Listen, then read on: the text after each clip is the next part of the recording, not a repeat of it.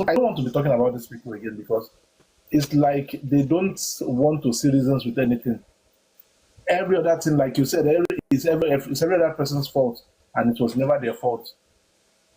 So aside that, for the guy, the aviation story that this guy just talked about, yeah, I think I know a bit about it. Really about it because I've worked with somebody that worked on that in that sector before, and this narrative that they always push when things go. Personally, I begin to think that it's like they can't function in the proper society because they have to push a kind of narrative to change the right thing into a wrong one. Because everybody knows, even somebody that was born a few years ago knows that Lagos is the main airport in Nigeria that brings in the major revenue. Abuja is second, is close, is behind, not even close by behind. Abuja is second, and we have others. And if they are allocating, how can I be making 100 naira for a firm, and you are making 20 naira, and you expect us to be collecting the same salary? Does it make any iota of sense to them? But they would rather push on the narrative, oh, they are being marginalized. Like we all know, that this victimhood, it will never stop. They want to be victims till the end of time. And if they want to do that, it's their problem. Oh. And pushing the religious narrative now, this thing does not start today. Using this religious narrative to seek empathy from the public. This thing has been around, and they are the major ones using it. They will always use it, and it's like they want to push it into politics now and start teaching the young kids. The trauma they are causing to that little boy, telling him, oh, so person is the one making the country hard for you to be able to feed, or for the young boy that does not need to even concern himself with how he feeds. The only thing he needs to do at that moment is to just go to my mother, mom, I'm hungry, and the mother provide, and you are planting that in his head at that age.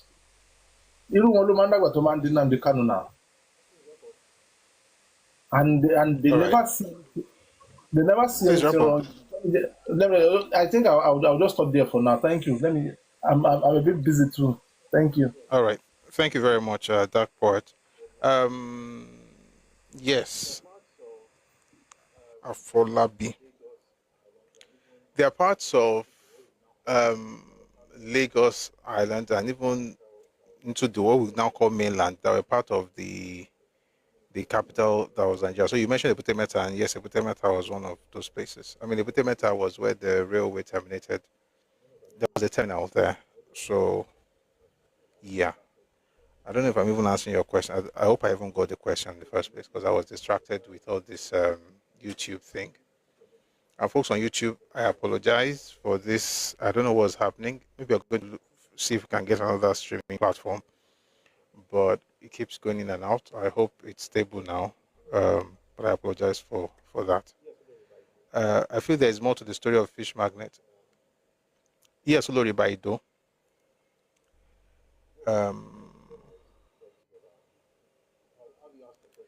You know what? I'm trying to get my thoughts together on this thing. I'll have you ask your question a bit. Let's just have another person speak, and then you ask the question again. Then we'll attempt to answer it.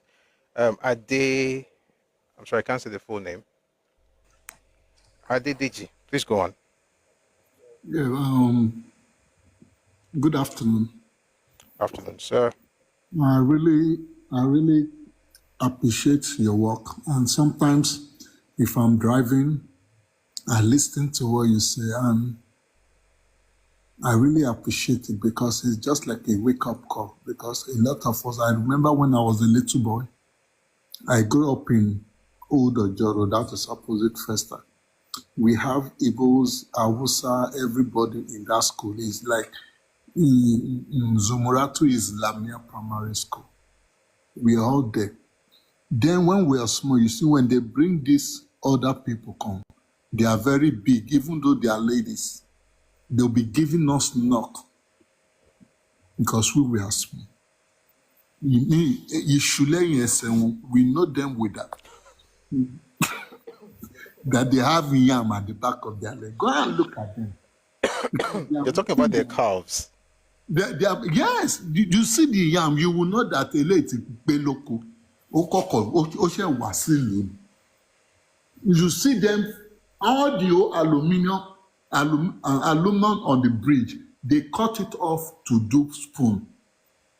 We don't see anything like that there because we don't know all this thing. Thank God for internet that everything now we can now speak. One can be in Nigeria and speak. Somebody in the United States will listen and we understand what is going on unless you don't want to listen. Moreover, I just keep on reminding, and I'm just praying to God that their attitude, because I know the role, the role we play with them. Then when we are small, we play with them with love. We accepted them. We never did all these things that they are doing there in Lagos, because I have some of them as friends. We're just living like one family. Not until all these things started coming out now. If I had known all these things, everybody would just fetch food. And my parents, and one thing about Yoruba parents is that they don't tell their children like what their own parents is saying. Telling them what will not even help their life, that will bring destruction to them.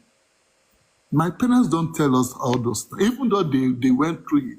They won't tell us, and I really appreciate it. But now, and I won't, because I won't say my father, my parents didn't try. They've tried their best, but we have to correct some things. We have to correct it, and so that our children, that people that will hand over to, they will not listen to all this crap that these people are doing. That is the most important thing now. Because now a lot of us, we're going to correct, we're going to do our best. We cannot do everything. We have to do our best so that our children will continue. So that nobody will just come and just tell them unnecessary stuff. Then they will not be looking at, my parents didn't tell me that. Now, are you sure it's true? Are you sure it's this? Are you sure it's this? That is what is happening to the Yoruba people, because our parents don't paint black, don't say evil about somebody to their children. We don't do it. And I really like that. The same day here, my son asked me that, what happened to the Igbo? And I explained to him, I said, look at what happened, can you accept it? He said no. I said, okay, no problem, that is what happened. That is what we finish it. So now, right now, what is going on is that I'm not even interested in them anymore. I'm interested in my space and my people. I've been walking around over America. I'm seeing things that will make life easy for my people. I don't have time for them because that is it. Somebody that is destined to doom will surely doom, but you've understand it, you have to know what you're doing, so that your own children will not be part of it due to ignorance. So God help us and God help Yoruba land and and I really appreciate what they did in Lagos. I really appreciate it. The figure use a knack sense. It's not concerned. We are here in America. We know the way they rule. We know the way they do things here. Nobody, even here in America, nobody that has spent 50 years now. I just came to this country 10 years ago. I didn't even stay in one place. I'm traveling all over the place. I speak to people every day. And I know how they think. I know the way they see blacks. I know the way they think. Come and look at them. They have ghetto also. You will see some Wenyibo people, their teeth is brown. You will be wondering, Shele, you on the toothpaste in them. I become brushing. And they don't care. And you can't go and tell them because you are looking for trouble. They will fight it there immediately. If care is not taken, if they bring gun and they shoot you, nothing is going to happen. So nothing is going to happen. Please wrap up. 30 seconds, please. So God help us. We should just try and leave those people. They are distraction. So that we will just team up and do our own because of our children. Thank you very much. Thank you very much, Mr. Dedeji. That was a very good submission. So let's quickly, I'd like to have Apalabi to repeat the things he said. The question, just 1 minute, and then we can attempt to answer it. I was trying to open some things while you were talking so that will also help us to get some facts out. All right, so Mongbo. Okay. I think you kind of answered it. I just wanted to know that when Lagos was the capital, which other parts of the mainland were included? So that would be Ebute Metta. So, Mongbo. Did it extend to Yaba? Yes, parts of Yaba. Because there are some military installments in Yaba. No, military installment is not what makes it capital. There was military installment in Ibadan as well. There was military installment in Abeokuta. There was military, but they were not capital. So military installment, Kolojako capital. Military installment was in Kaduna, but it's capital. So Oro le la so so Ikoyi Lagos Island gogo, then Ikoyi, then Obalende, titi de side Ijibo Yaba yẹn. Àwọn parts mo ṣe kan gan wà tó jẹ́ pé ó wà under federal side nígbà yẹn. And even parts of our Papa as well. But generally speaking, after gbogbo bẹ̀ yẹn, àwọn parts mo ṣe kan wà tó jẹ́ in fact let me read something to you so I can find it very quickly. Àwọn parts mo ṣe kan wà, let me read from. Okay, so this is from Lagos State Archives. Meeting. Please mute, oh. Please. Wherever I say meeting. The state was created in 1967 by Decree Number 14. Prior to this development, the Lagos municipality was administered as a federal territory under the Federal Ministry of Lagos Affairs, which served as the regional authority. Lagos City Council had handled local municipal governance within the city. Meanwhile, surrounding metropolitan areas such as Ikeja, Agege, Mushin, Ojo, Ikorodu, Ekpe, and Badagry were administered by the Western Region government and collectively referred to as the colony province. So, like I always say, Lagos, even now, there are 5 divisions: Ikorodu, Badagry, Ikeja, Lagos Island, and Ekpe. Of all those 6, of the 5 divisions, only one was capital, which was Lagos Island. But there are some parts of the mainland, and also parts of Ebute Metta, Yaba, some parts of Surulere as well, because you wouldn't get to Yaba before Surulere anyway. So Surulere into Yaba, Ogoside Bay were part of Lagos, the capital. But majority of Iletoje, Lagos State in Sinyi was under Western region. They were there. FS on Patrick Doyle. Oh yes. There might be no. Patrick Doyle so nepa. Thank you for reminding me. 1 second. Okay, so Patrick Doyle was saying, I didn't know this until I saw his page. He said the bus stop was originally a different name. That's Second Pedro. It was Charlie Boy who put a sign there, renaming it after himself. Even at that time, there was a ruckus before finally people just got used to it. Then it says here that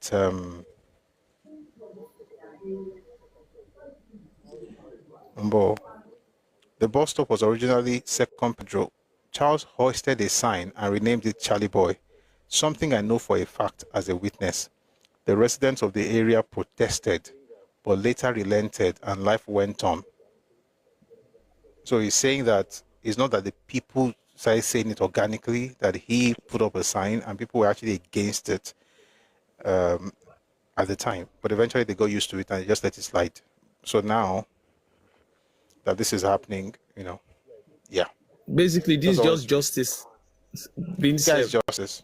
Yeah, it is justice. But to be honest, even if it was God that put that name there, the people have the right to have a conversation with God and say, God, do you mind if we change this thing? God says do it, they can do it. Let alone you did it yourself. So you're not even God. Thank you very much. Please, you can mute. All right. All right. So even if God changed the name, you can go and talk to God, say, "Alone, God can tell you leave it or don't leave it." And this one is not even good, so you don't have to go and ask him anything. Meanwhile, Doyle is a Lagos, but yes, DJTY. My boy about how. So he's owing us for renting that space. Me, I don't know about that. Okay, we have a few more people who haven't spoken. East Fem. Good evening, East Fem. Good evening. Good Yes, evening. please. Yes. Evening, sir. I've been listening to your program for a while, so I just decided to join today. Thank you. And you've been doing a very great job.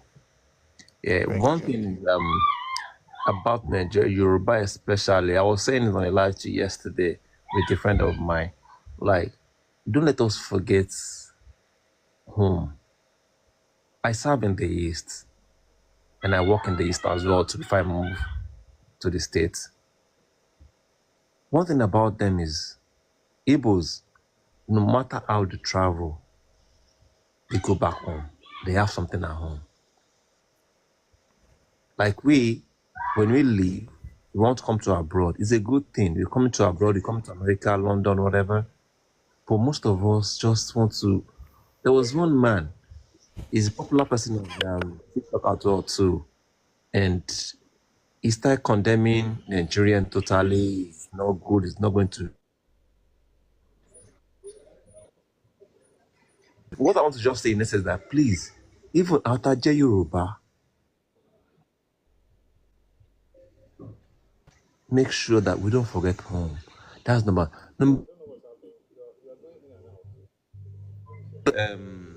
Sorry, Our I don't know house. what's happening. You're going in and out. Maybe it's your Sorry, yeah. network or something. Somebody's calling me, so I keep cutting Okay. before. Sorry about that. All So, right. renting apartments or our houses, let us be careful who rent to, who give it to. We should stop doing that. If you go to the East and you want to buy a land in the East, they will tell you to go and bring a Easterner to come and second your signature. They will not allow you. You can't have a land by yourself, which you allow them to do. And for that, this thing you are playing earlier, I heard that woman too. I've had that conversation like two, 3 times. I've had that conversation 2-3 times on WhatsApp. No, sorry, on Facebook. What is it about? Because gbogbo ọ̀rọ̀ tó ń sọ kò tiẹ̀ jọra wọn kàn shoot ara ẹ̀ lẹ́sẹ̀. Which one? That woman that play to so magotry destroying your okay. Igbo. Yeah. And I have always want a clarification to that. You are going to be specific, Shao. You'll have to be specific. Specific, Like, as in the woman. what do you want me to address? Yeah, as in what is the essence of that group? Because it's a group. I don't know if you see the video of it. It's a group. What are they doing there? Are they trying to destroy Nigeria or destroy the I don't know what you're talking about. That's the point. Like, you have to provide. I don't know what you're talking about. This thing you played last, what's it called? That woman talking about the joining the Northern to scatter the North, and talking about the East, somebody in the East cussing out Obi, one professor in the East. I don't know what you're talking about. I played a lot of things. You're not describing it very well. That was the last one you played. That was the last one you played before Mr. Afolabi talk. Yeah, that was the last one you played. Oh, that was a Twitter space now. That was a Twitter space. Yeah, okay, but somebody posted on Facebook. That's why I get it from. It's a Twitter space. Oh, okay. So please, let's just make a bagbele, and most of us will come back here, we just forget, and and them, the only thing they want to do, they don't even clamor to go to abroad. They want to come to Lagos. They want to take over Lagos. And this taking over Lagos is not today it started. It has started a long time ago. Since when I was young. And then when my grandpa always talk about it, then I pay alone what is there? It's not even second class. No, you are not part of us. That's just it. Because Thank you they very are not much. ready. Yeah, so I will just submit Thank here. you. Thank you very much for that. I really appreciate it. All right, so let's move swiftly. Oh, BYOB will go next, and we'll bring there's another person who I thought was yeah. Please BYOB, please go on. I might take some people down because I think there are a few people down who are trying to come up today. Yeah. I'm not sure I'm going to read books like that. More just it goes small. Oh yeah, BYOB, please go on, or BYO8. Oh God, Hello, can you hear me? yes, Hello? we can hear you. Oh, okay. So my submission is just that one, I want to thank you for the consciousness. For a long time, these guys have a plan, they have an agenda, and they've been planning for a long time. But the only challenge I have is just some of our own people that are, I won't want to describe them as being foolish, but in a way they are very foolish. When you try to educate them, I remember towards the last election, I was trying to educate someone. I was even showing him past election, even the our election of 79, the one of 83, and they will brush it aside and say, oh, you are a tribalist, you are a bigot, we are all one Nigeria. And look, we are all not one Nigeria. Sorry. My When you uncle, sorry, can you hear me? BYOB, BYO8, can you hear me? I can hear you. Okay, so Yes, when you talk to them like yeah, that, don't yeah, I can. before you go into the news of Awo, show them the news, current news. They now compare what's happening now with what happened then. Maybe that will help them. But please continue. Okay, so during the last election, the 2023 election, I have someone close to me living in the East who they were told that if you are not coming to vote Obi, don't come to the polling unit. He was told if he is not going to come to vote Obi, they will beat him if he comes to the polling unit and vote someone else. And then and I remember the man have to call us all the way from the East and told us his own experience that this is what he's facing here. These guys will not even allow them to vote any other candidate outside Obi. And then when you try to educate our own people that look at what these people are doing, oh, you are a tribal bigot, you are this, you are that. But my prayer is just that majority of them, it will not be too late to realize that we are living with people who have just one agenda to take over Yoruba land. That has been the one thing they've all over, their agenda. I've been to some of their groups on Facebook, and you hear them say, oh, because they invest in Lagos. The question is, Dangote has a refinery in Lagos, worth $20 billion, more than $20 billion. He's not asking to be a councillor in Lagos. It's a spare part dealer in Alaba that wants to, because he opened a spare part shop, he comes to Lagos with a Ghana must go back. Lagos was receptive to him. He was able to rise, own business in Lagos, prosper in Lagos, and then he opens his mouth and say Lagos is no man's land.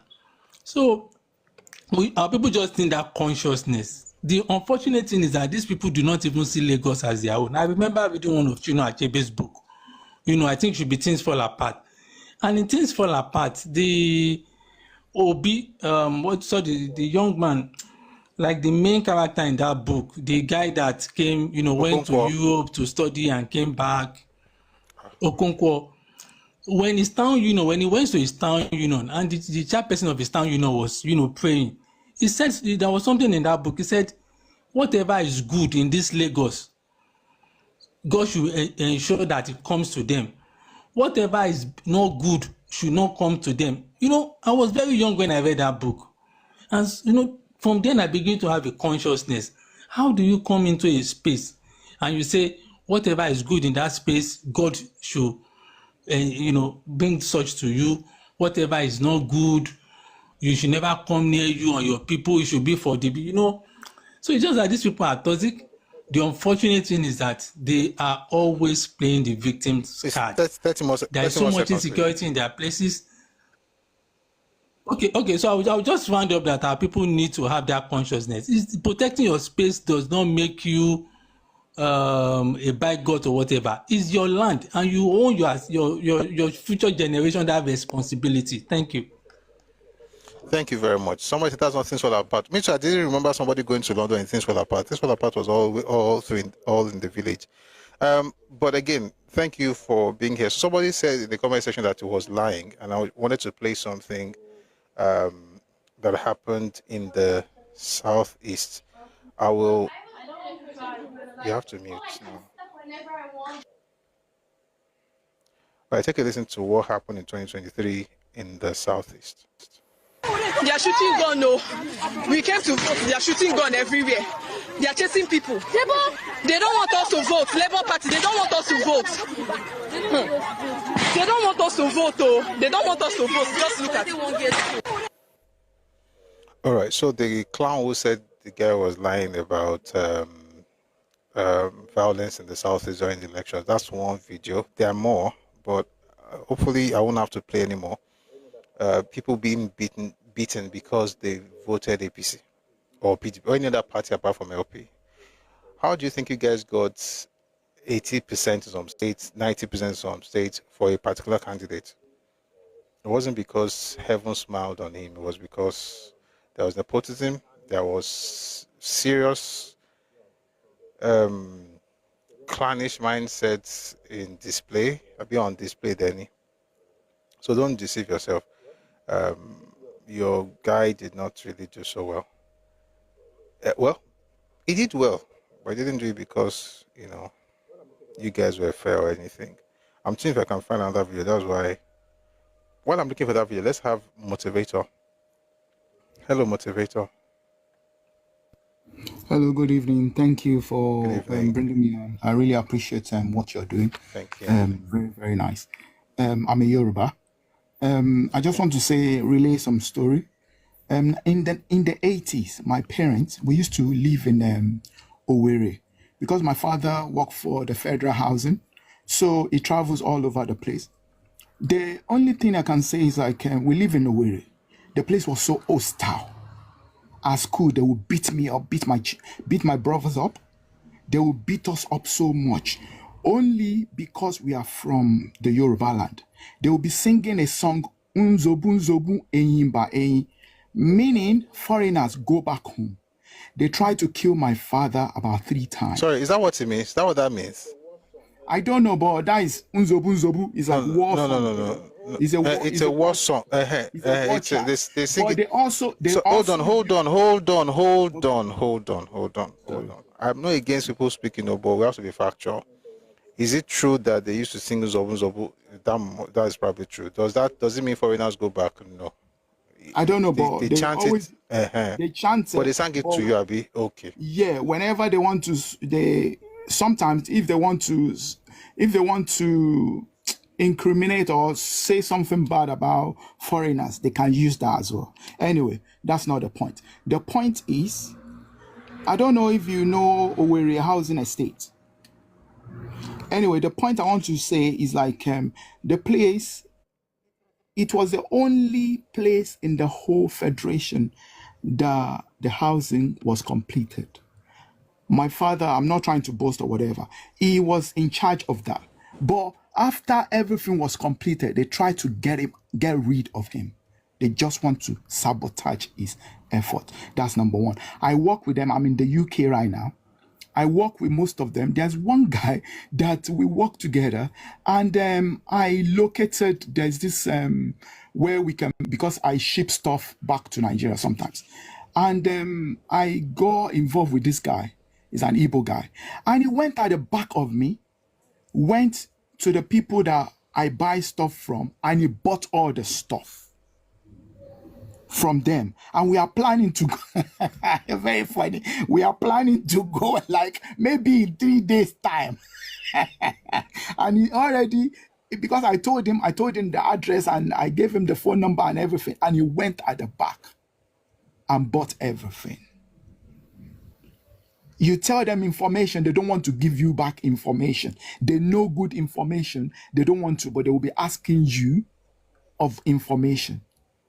There are so many advantages that you can get over here, but they will never tell you. You tell them, they will never release. So what is going on right now, I'm in support of it. Because when you think about it, we don't want to lose our own land because they've actually mingled with us for so long. It is so much. And there should be, now they are saying Lagos is no man's land. I'm thinking, what do you mean?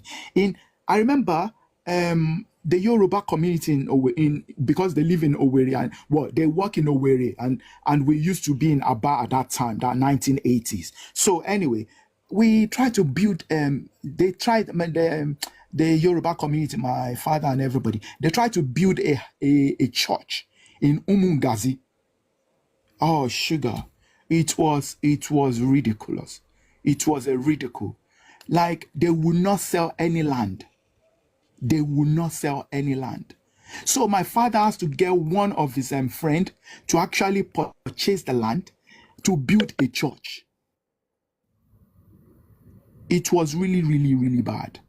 And the way, that's just what I want to say, but I really acknowledge what you are saying, what you are doing on this channel is a great thing, because we don't know about all this before. I know a little bit because our parents, like what they say, they will never tell you what is going on. And all this 30 seconds, please.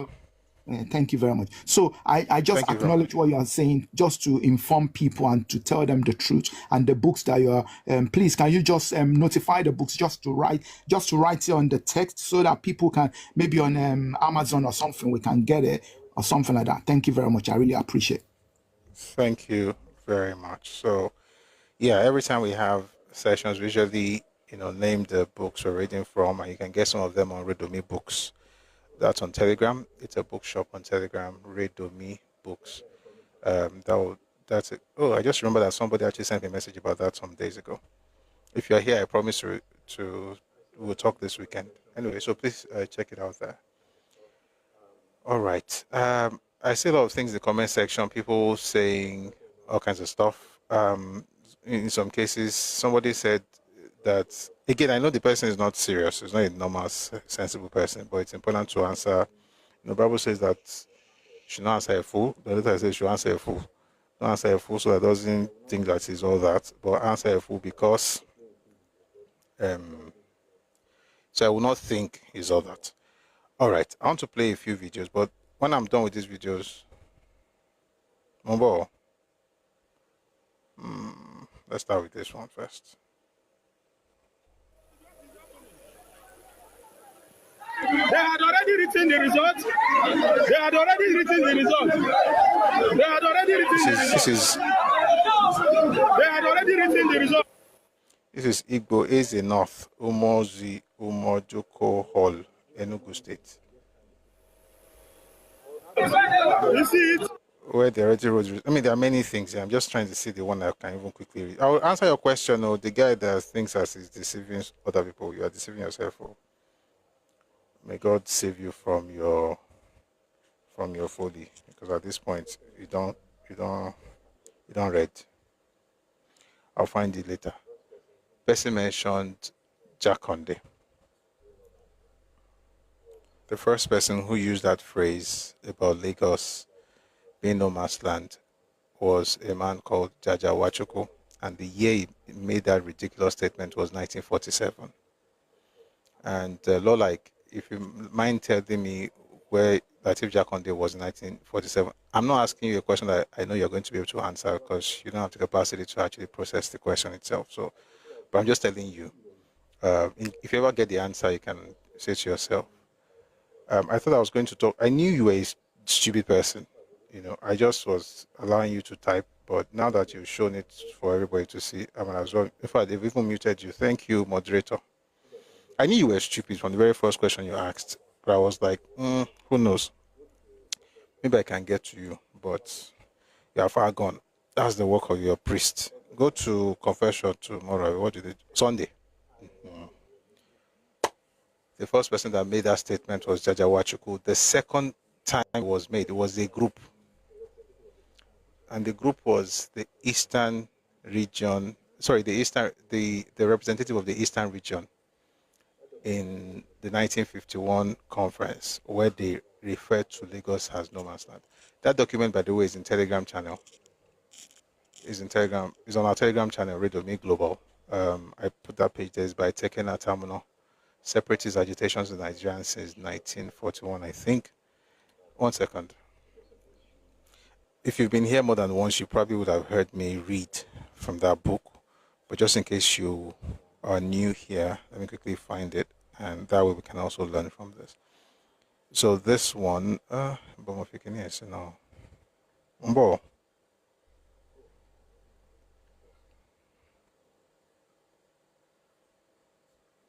Oh, it's even easier. Let me just use the one I have on Telegram.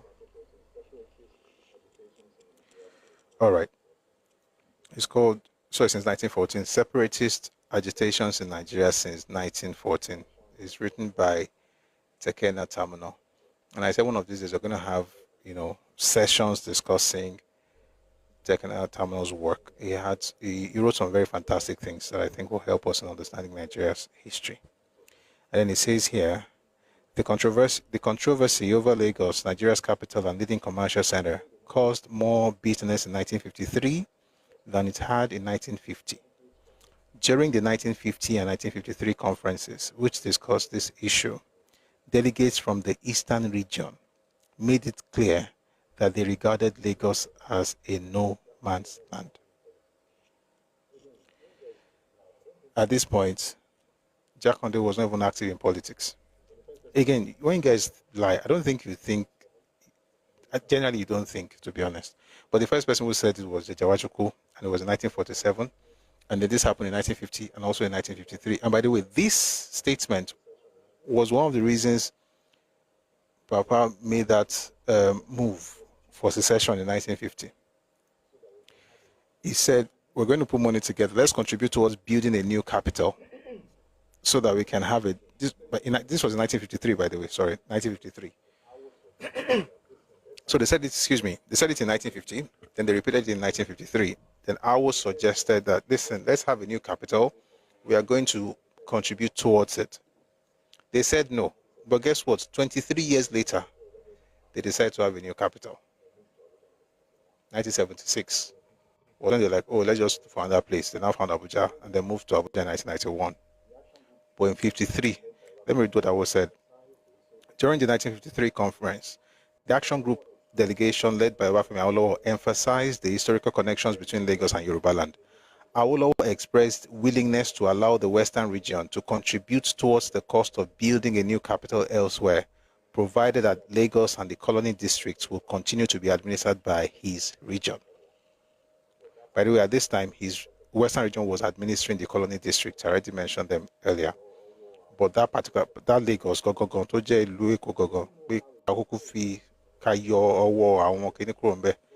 but no. I don't know how a group from generation to another generation are just so fixated on another person's land. You can build your place, Sha. I don't know if people realize this thing. You can actually build that Dubai, like that clown that was saying that if you put them inside desert, they'll make it Dubai. But there's no Dubai anywhere in the region. You can actually build a city. Like you should be capable of doing. I can't say you are capable, but because I don't want to preempt. But I don't think it's impossible for you to build one. Why are you always like unnecessary? Unnecessary. Meanwhile, there's something somebody sent to me last week. I saw it much later. Let me also say this. There are some of you who are sending me phishing websites. You are very stupid. I'm just pushing you. I don't know. You got my account on Telegram, so you send me links that I should click on. You are stupid to be sending me those links. You have to be very dumb. I worked in tech.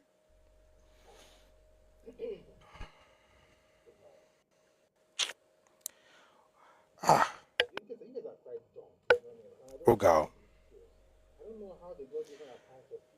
You guys are quite dumb, to be honest, and I don't want to go into the details. I don't know how they got different accounts of people that I know. They're using it to send stuff, and then they're sending a particular. And what you're doing is so predictable. I'm trying to do something better. You still fail, Sha, because you're used to it. That's your destiny.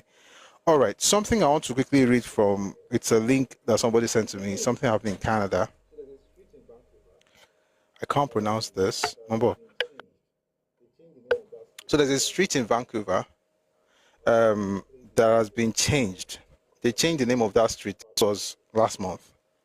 I'll see if I can play the audio from here, but I'll read part of it. And then just to give an idea that this thing, people are reclaiming identity all over the world. My own is just that let's not do it based on you hate a person or anything, but the idea of reclaiming stuff and preserving your space, do it. And no apologies for that.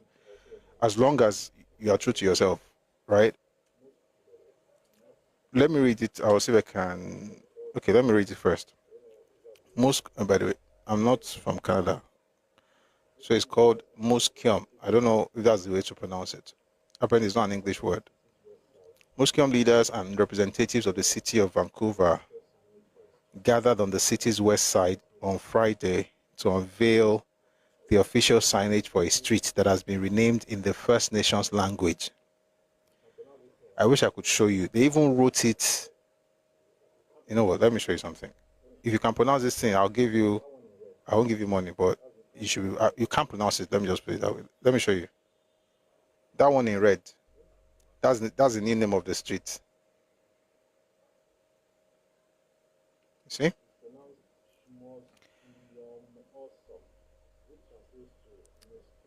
It's pronounced Shmoskeum Awesome, which translates to Muskeum View in English. Signposts bear the English name below the official Muskeum name. It is a great feeling to, quote, it is a great feeling to actually see the name being changed, regardless of the political issue, just to see our language out in the public eye where people are living. Muskeum elder Larry Grant, who manages the band's language and culture department, said, excuse me, end quote. So, another quote, it's a really, really heart-lifting feeling. Our youth can see it. We can see it, that our language is finally out in the open rather than stifled. Unquote. The street was formerly named after Joseph Troch, BC's first lieutenant governor, whose policies had devastating effects on indigenous communities. Troch, who arrived in the province in 1859 and became BC's as British Columbia's chief commissioner of lands and works in the 1860s, was considered an extreme racist. Vancouver Mayor Kem Sim called the new name an important milestone. Okay, Motiri Elik Bonson. You should be able to hear parts of it here.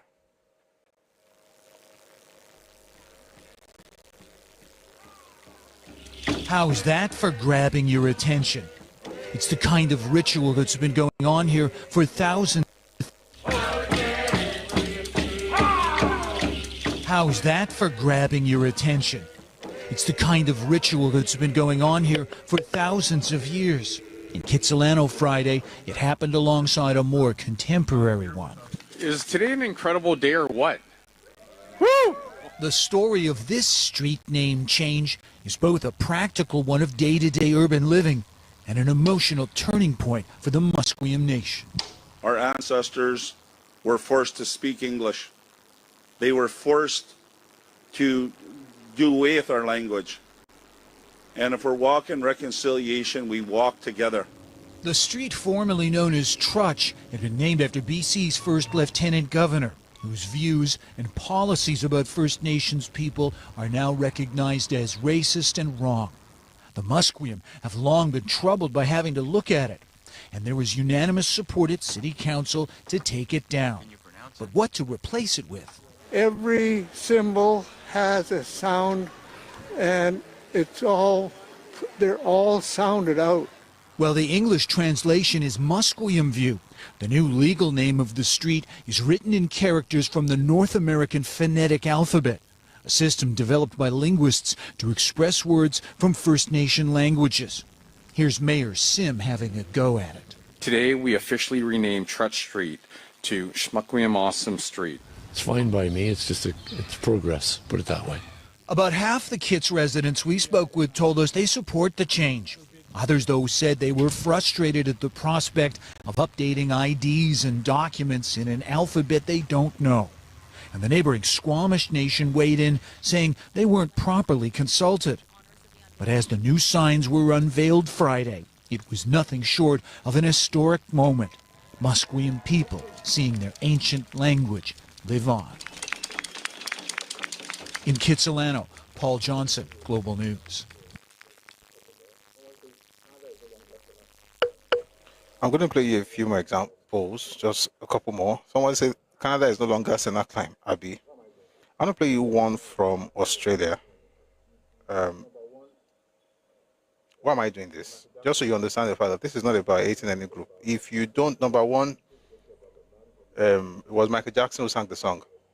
They don't really care about us. You don't care about the people, you don't care about the land, but you want your name on their monuments. And you are not a colonizer, and you cannot conquer us. So it's best to show you the door. Well, not door like you should leave, but at least you can't have what citizens or indigenous have. Take a listen to this. This happened.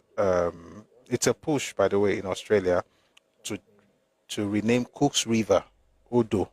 They want to rename that river to something native. Take a listen to this. Uluru, then Fraser Island. Now there's a push to relabel Sydney's Cook's River with a traditional Aboriginal name.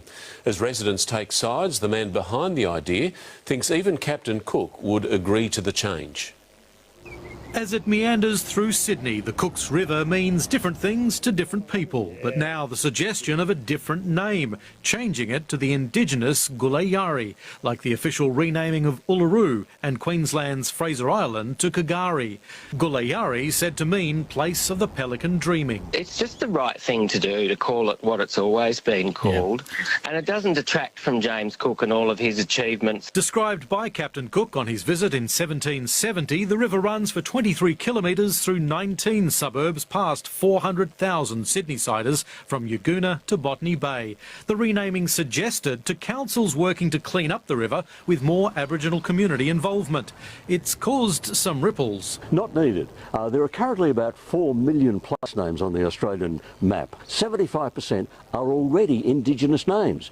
We don't need any more. Bring it back to the original name. I would say Cook's River. I didn't actually realise that Cook's River was named after Captain Cook, so yeah, that's a bit of a problem. I'd leave it as it is. It seems a lot of people want to pull down colonisation. Yeah. And it's part of our history. Ones that can still catch fish here, it's fine. But the Alliance of Local Councils along the river's stretch today said it currently has no policy position on renaming the river, that the Cook's River will remain the Cook's River for now.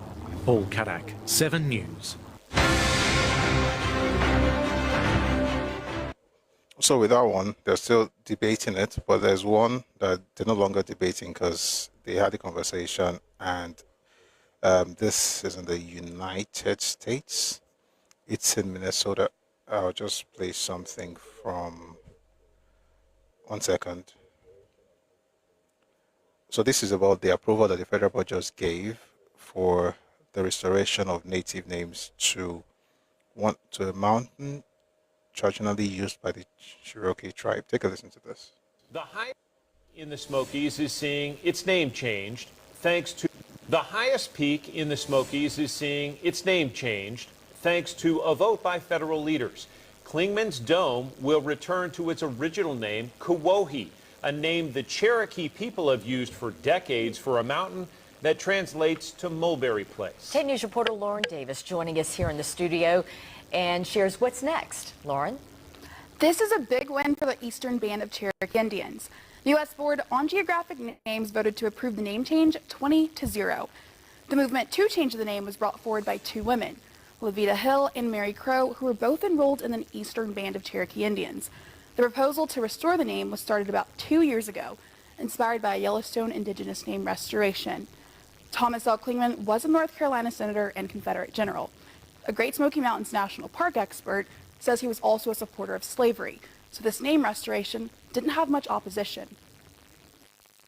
I haven't seen anything, actually, of any sort of movement to defend Klingman on this situation. And again, I think it's totally appropriate. He tried to harvest Sochan in the park. That expert says this name restoration continues to show the improvements between the National Park Service and Indigenous people. There's also been a movement throughout the National Park Service to acknowledge these historic connections between Native Americans that live on the borders. And this is, it's been a long, sad history. And so it's good to see some positive movement. According to the U.S. Board on Geographic Names, the new name will be updated in the Geographic Name Information System within 3 to 4 days of the decision, and from now, the change is official for federal use. Lauren, we appreciate. The name is official for federal use. So, Senaclim, that's the U.S. Senaclim, that's Canada. People are reclaiming their heritage, and if you like, cry about it. That's your family problem. Nobody really cares. The important thing is that folks want mountains and rivers and streets named after themselves and their ancestors, and that's just what it is. And I think the real point that people should actually be thinking about also is, this is coming after how many years of being subdued in their own land. Now, thankfully, they're now thinking of changing some names, or they'll change it, or they're changing it. You're in Nigeria. Nobody has conquered you. This is not even Oyinbo naming your place Victoria Island, though. This is another group coming to Benin Wole. No. So that's not how it works. And I've said it several times. If they want to change the name of your people in their places, they should not even think about it twice. Go ahead and do it. If an Igbo person, a Hausa person, a Tiv person, an Yoruba person has contributed something to the development of my land and is respectful to our, respectful to our culture and our people, oh, absolutely, name buildings after them. But not that you throw your weight around insulting the people, calling them mumu, and then you expect that you want to have your name on anything. That ain't gonna happen. Somebody wrote some things to me. I want to just read that, then I'll let our brother TJ Adams speak. I don't know if you are related to VJ Adams, but you tell us later. It's a friend, very fantastic friend I might have had. Says the U.S. Greenland, U.S. Canada, Middle East crisis. Further, no one wants to have their identities erased or the lines blurred, and this is aside the internal ethnic or race lines. The people who quote false examples, like you'd say, know what they are up to consciously, and maybe because I am living in the midst of interacting with this, it appears so evident to me. The First Nations are no jokes in Canada, at least in visible forms. And despite their initial subjugation, they've gained ground back. I wish I could speak to this at length. Certain recent actions show this. So he says, I may claim Canadian citizen, but I would never become a First Nations, nor be allowed to participate in their tribal activities, nor can I tell their stories or sing certain songs, except I be permitted. Some are outright taboo for an outsider. You cannot tell certain stories. Not even the white are allowed to. In these modern times, they'll open picket you as an employer if they notice you have subjugated a First Nation employee or prospect in jobs. You cannot hunt geese for food, nor fish in certain waters for salmon without express permission from government. Not even the European originating settlers can. All radio stations, television, public building, and schools institutions have an acknowledgement they must write or say at all events in publication. There is something like, quote, we acknowledge these are the unceded and native territories of the First Nations, and we acknowledge we are going to abide by the laws and give thanks to them, unquote. There's more, but that's something from someone living amongst the people. I'd like to read something else, and then we'll bring our brother here up to speak. This is from CBC News, and this happened July 1st of July, just last month. Okay. As more First Nations, so the headline is First Nations opposition to Bill C5 draws comparisons to Idle No More movement. Hayden King, executive director. Let me start from the beginning. As more First Nations voice opposition to Bill C5. Some are drawing comparisons to the 2012 I Do No More movement. Aidan King, Executive Director of the Yellowhead Institute, an indigenous-led research and education center at Toronto Metropolitan University, said both the speed with which it was passed and ideas in the bill remind him of former Prime Minister Stephen Harper's omnibus bill that helped create the I Do No More movement. It was trying to do the very same thing. It was trying to fast-track resource development, and it got pushed back, and it got resistance. I'm coming on. There's a part I want to read. Okay, I found it. Passed into law last week, Bill C5 aims to remove interprovincial trade barriers, while another more controversial part of the laws aims to speed up projects of national interest. No. Mambo. Is this so? Oh, okay, I found it. Okay. Let me just read it from that point. It says, passed into law last week, Bill C5 aims to remove interprovincial trade barriers, while another more controversial part of the law aims to speed up projects of national interest, including energy development projects, by allowing special designated projects to bypass some federal laws. We're talking about species at risk laws, Fisheries Act, and I think importantly for indigenous people, we are talking about the Impact Assessment Act and the Canadian Energy Regulator Act, King said. Under the Impact Assessment Act, indigenous people must be consulted, and indigenous knowledge and rights and impact on those rights should be considered during a project assessment. Each of these laws outline what consultation should look like, King added. So without them, communities are unsure how much they will be consulted. In other words, before you carry out certain things in their land, you have to consult the indigenous people, which is why, again, I know the bill is dead now, but don't stop talking about it. There's something else they will cook.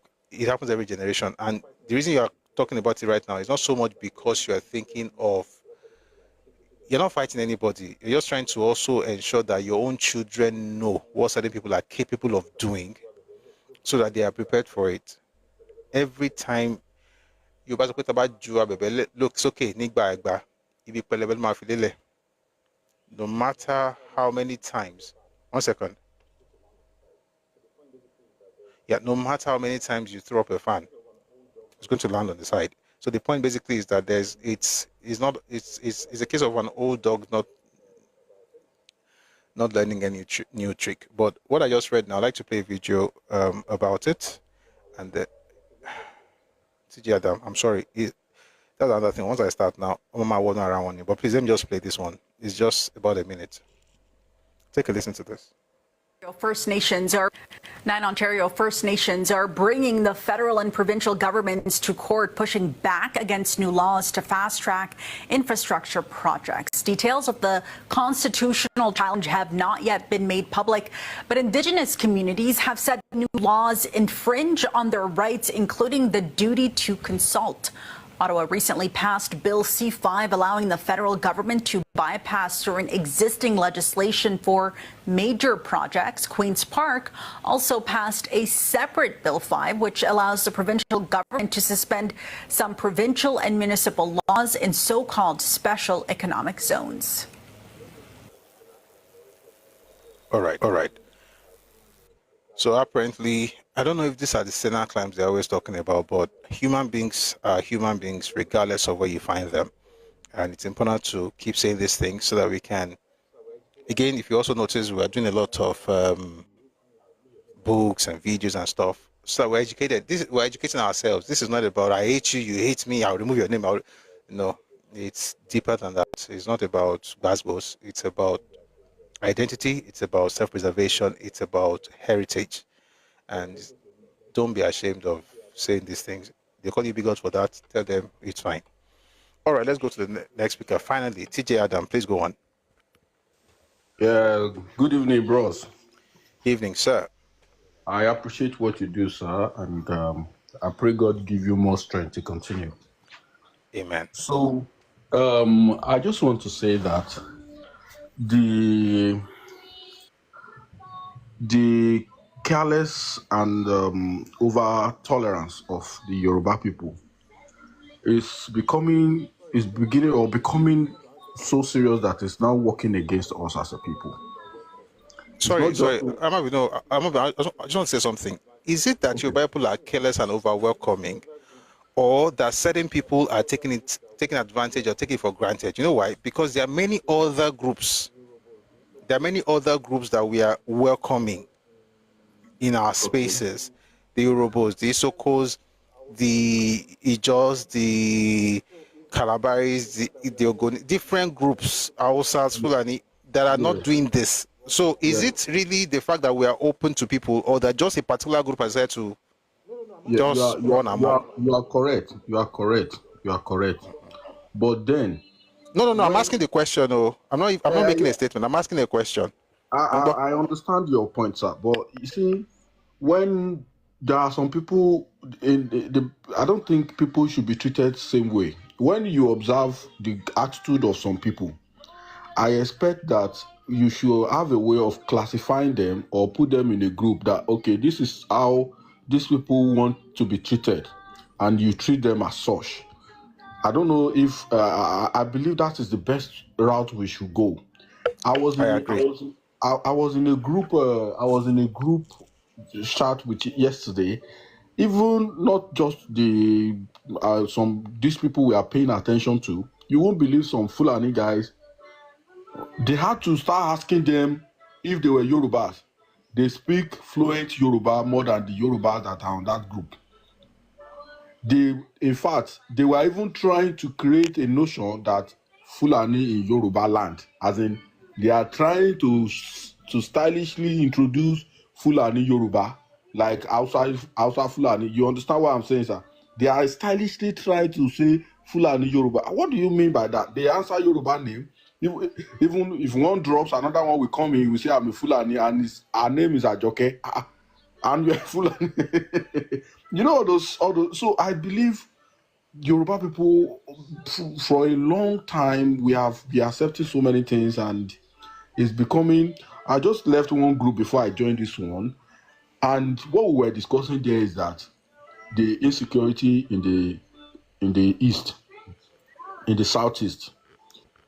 Then everybody was making submission. When it came to the turn of these people, they tried everything they could to make sure they shift the blame on the federal government. And I now told them, see, the problem on ground here is you people have always find a way to cover up whatever that is happening in your own area.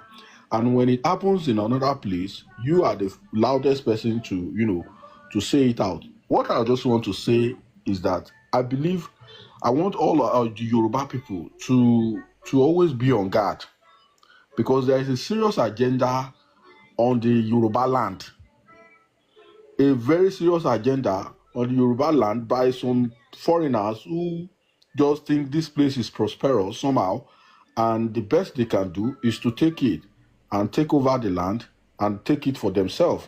And if we are not careful, all these things will come to reality. We as a people, it's okay. Sorry, we live our life, we do our things in a simple way, but then these people have an agenda towards us. We can't say they shouldn't come around, but we should have certain, criteria as to how we relate with them. There should be standard. Not that whenever they come, they are being accepted without any limitation. They are free, just like I think all of this needs to be reviewed, and things need to be done about it, because the way things are going now, and this problem came mainly from the people in Lagos who have always think somehow they feel detached from the extreme Yoruba people, and therefore all of this influx of foreigners came in, and today it's now becoming something else. I think the Yoruba people need to, maybe through our kings or whatever, needs to call our heads together and discuss the issue. Because when we lose what belongs to us, it might be difficult for us to get it back. That is the problem. When we lose it, it might be difficult for us to get it back. These people are buying land, and they are making it look as if, because I bought land, I'm son of the soil. No, that's not the truth. You only bought a land. That does not make you a Yoruba person. A guy was telling me I was born in this thing, and I told him, come, If you are born in Lagos, does not mean you are a Yoruba person. The blood in you is of wherever you come from, your parent came from. So you need to understand that. You cannot really understand how Yoruba works like that. You might live in Yoruba land for 100 years, but you can't understand. You are not engaging in the real thing. So you are not a Yoruba person. You are who you are. But these people always lay emphasis, and in fact, they want to claim the indigenous of the Yoruba people land more than wherever their parent comes from. All these things are issues. We need to preserve our heritage. We need to protect what belongs to us. And understand that whatever game they are playing, trying to lure you into hating your own fellow Yoruba person, is not a service to you. It's a pure disservice to you as a Yoruba person. If they are trying 30 more seconds, please. Yeah, thank you. If they are trying to cajole you, telling you all sorts of things, and you think they are making sense, no. They are trying to use you just as they use some of our naive Yoruba brothers in the past. Thank you very much, sir. And thank you for what Thank you you. do. Yeah. Eshion, thank you very much for that, for your submission. I really appreciate it. I thought I brought up somebody. So today is Friday, and by the way, what you said, I think I should read something about it. We're supposed to talk about Owl, but it's late already. Excuse me. But I think it's also okay to read something from Papa's first book at this juncture to make a particular point, just to buttress what the gentleman said. The book is Path to Nigerian Freedom. Okay. Again, I always tell people, if you find any book by Papa, please buy. Okay. And some of them are available on Redomi Books, but please buy as many as possible because they help you understand things in a different way. So this was his first book, published in 1947. The book is called Path to Nigerian Freedom. I'll just read a part, some things from chapter 5. Again, this is 1947. This is 2025. This is 78 years ago. There are people who were not visionary, but all they did was to shut this down, and that's why we are where we are. Let me read to you what he said. If rapid political progress is to be made in Nigeria, it is high time we were realistic in tackling its constitutional problems. Nigeria is not a nation. It is a mere geographical expression. There are no Nigerians in the same sense as there are English, Welsh, or French. The word Nigerian is merely a distinctive appellation to distinguish those who live within the boundaries of Nigeria from those who do not. There are various national or ethnical groups in the country. 10 such main groups were recorded during the 1931 census as follows: Hausa, Igbo, Yoruba, Fulani, Kanuri, Ibibio, Munshi, Otiv, Edo, Nupe, and Ijo. According to Nigerian Handbook 11th edition, there are also a great number of other small tribes, too numerous to enumerate separately, whose combined total population amounts to 4,683,044. It is a mistake to designate them tribes. Each of them is a nation by itself with many tribes and clans. There is as much difference between them as there is between Germans, English, Russians, and Turks, for instance. The fact that they have a common overlord, which was the British, the fact that they have a common overlord does not destroy this fundamental difference. I'll take that again. The fact that they have a common overlord does not destroy this fundamental difference. The languages differ. The readiest means of communication between them now is English. Their cultural backgrounds and social outlooks differ widely, and their indigenous political institutions have little in common. Their present stages of development vary. Politically, the best organized groups are the Hausas, including the Fulanis, who form the ruling class in the north, and the Yorubas. They had a highly developed system of government long before the white man came. The political institutions of the others, however, were primitive and are still amorphous. And they're still amorphous in 2025 for the most part. Then it says here, the constitution of the Yorubas is as analogous to what is known as constitutional monarchy. The dictatorial power which some Yoruba chiefs are wielding today are the making of the British government, who at the beginning misconceived the true nature of Yoruba monarchy. If you were not here when we had this conversation, Yoruba monarchy system had lots of checks and balances, and what you saw since the British got into Nigeria and to Yoruba land until even now, this is in some cases, but not like that, not like it used to be. What you see really is what happened when the traditional checks and balances were removed and the British just gave them so much authority. That's what Papa was referring to here. Let's continue. The Fulani conquerors were autocrats, pure and simple. They were just consolidating their conquest over the Hausas and a small portion of Yoruba land when the British came in the scramble to strengthen their hands. The Igbos, on the other hand, are essentially individualistic. The unit of government is the family, and the biggest autonomous aggregation for all purposes of government is the clan, with all the heads of families combining to form the governing body. The Igbos or Ibibios cannot tolerate anyone assuming the authority of a chieftain among them. For this reason, the experiment of the Warren chiefs in the eastern region failed. There are also vital differences in the potential abilities of the various national groups. In embracing Western culture, the Yorubas take the lead and have benefited immensely as a result. The Efiks, the Ijaws, the Ibibios, and the Igbos come next. The four last named are particularly keen and ambitious and are doing all they can to overtake the Yorubas. The Hausa and Fulanis, on the other hand, are extremely conservative and take very reluctantly to Western civilization. Their eyes are turned to the east, from whence light and inspiration had come to them in ages past. It's talking about the Middle East. And they seem to spawn to look westward. And if the race is to the swift, in spite of their lower cultural background, I've been telling everybody since, and I'm sure if you have been here, I've told you several times, some cultures are underdeveloped in Nigeria. More continue. It says, and if the race is to the swift, in spite of their lower cultural background, the Igbos or the Bibios would certainly qualify for self-government long before the Hausas. Above all, a deep religious gulf runs between the northern and southern portions of the country. The peoples in the western and eastern regions of the south approach religion with remarkable moderation and nonchalance. Christians, Mohammedans, and so-called pagans mix in society without restraint. That's in the western side, not in the eastern side. Mohammedans will be the Muslims, pagans will be the traditional worshippers. The people in the north, however, are extremely fanatical about Islamism. They have an open contempt for those who do not share their religious beliefs. There's something I'm looking for. 1 second. It's what happened with... I'm going to jump some paragraphs because of time.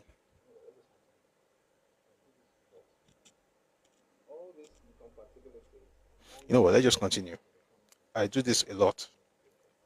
All these incompatibilities among the various peoples in the country militate against unification. For one thing, they are bound to slow down progress in certain sections. And on the other hand, they tend to engender unfriendly feelings among the diverse elements, thus forced together. The more alert and ambitious groups like the Igbos and the Ibibios are impatient and are at an increase in pace of political, educational, and economic development. I'll take that again. They are impatient and at an increase in pace of political, educational, and economic advancement, while the Hausas are indifferent. The Yorubas in particular have suffered, I'll take that again, this was in 1947, by the way. The Yorubas in particular have suffered feelings of frustration for years. Under a system which aims to getting all the peoples in the country to the goal of autonomy at the same hour and minute, the Yorubas have been compelled to mark time on their higher level, while the other sections hasten to catch up with them. Because of this, it is wrongly believed by some that the Yorubas are deteriorating.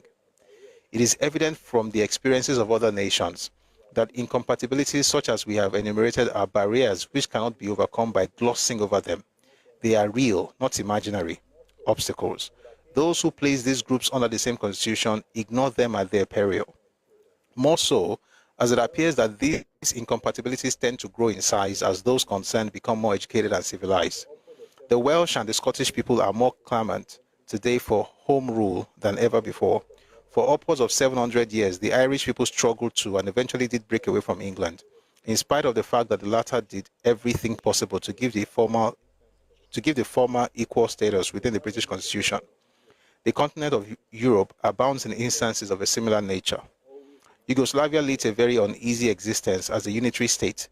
The various linguistic groups are always demanding some sort of separate autonomy. The Croats, next only to the verbs in number, and more than double the other three minorities put together, are the most insistent among the lot. The agitation of the student Germans in Czechoslovakia with the poignant episodes that followed it are only too well known now. Under a system of proportional representation, they still clamored for autonomy. The Slovaks and Czechs do not get on. I'll take that again. The Slovaks and Czechs, the Slovaks and the Czechs do not get on very well together under a unitary constitution. In Belgium, too, the Dutch-speaking Flemings have always demanded autonomy within the framework of the Belgian constitution. Experts can propound learned theories as to why people having different languages and cultural backgrounds are unable to live together under a democratic unitary constitution. But the empirical facts of history are enough to guide us. It has been shown beyond all doubt that the best constitution for such diverse peoples is a federal constitution. This is exemplified by the Constitution of Switzerland, which is acclaimed to be the best and the most democratic in the world, since it gives complete autonomy to every racial group within the framework. The amended Constitution of the USSR, wherein each republic becomes autonomous, is also an instance in point. With regard to the effect of religious difference on political unity, India is an outstanding example. Our experience is well worth bearing in mind in tackling the constitutional problems of Nigeria. Lord Wavell's constitutional proposals are just a wee bit short of complete self-government, but to the astonishment of India's friends and admirers, she is unable to get what she has for years. I'll take that again. But to the astonishment of India's friends and admirers, she is unable to get what she has for years been painfully working for because of religious fanaticism. It is now no more the Congress leaders, but the Indian Muslims of the Muslim League who stand in the way of India's political advancement. That eventually led to what happened with Pakistan. So it says here, guys, 1 second. I have to.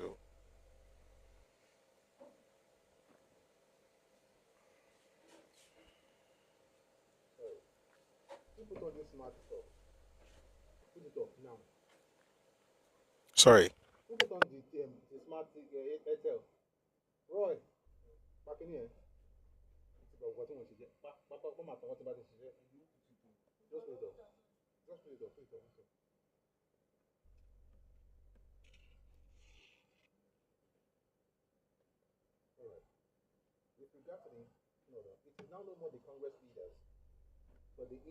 All right.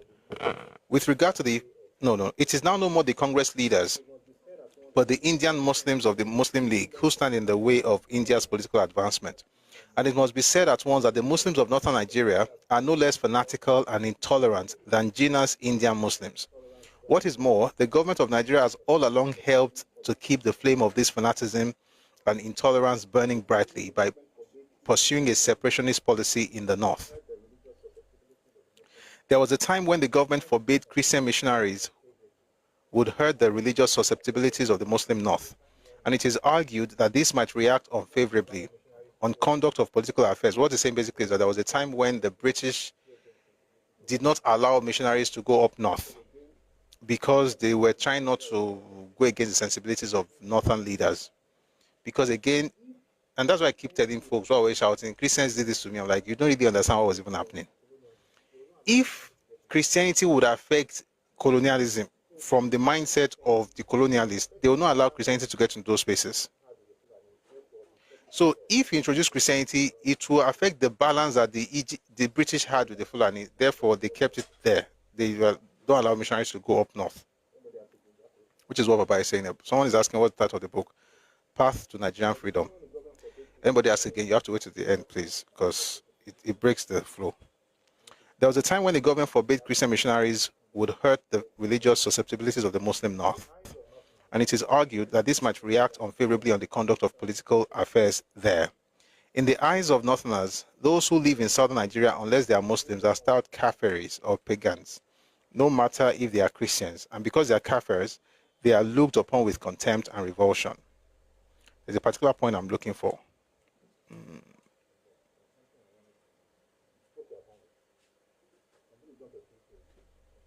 Umbo, there's something I wanted to read. Okay, I found it. So I'm going to jump a few pages, a few paragraphs.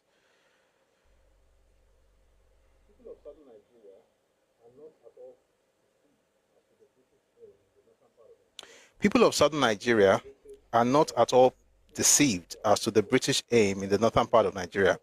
It would appear that the British rulers say this to themselves, quote, "We have made a mistake in the south by giving them too much freedom.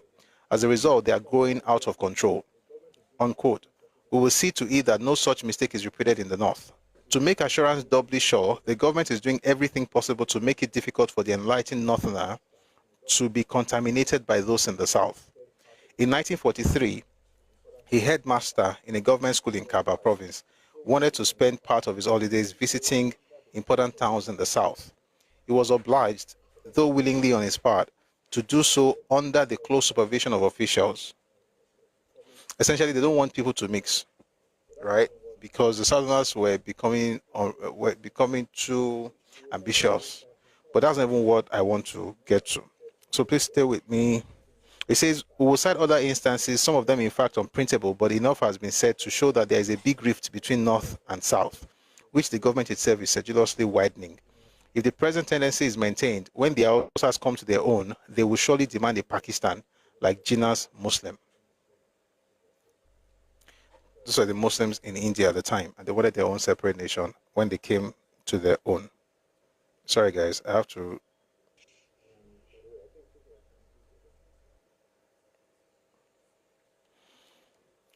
by the way, I think people can actually go down.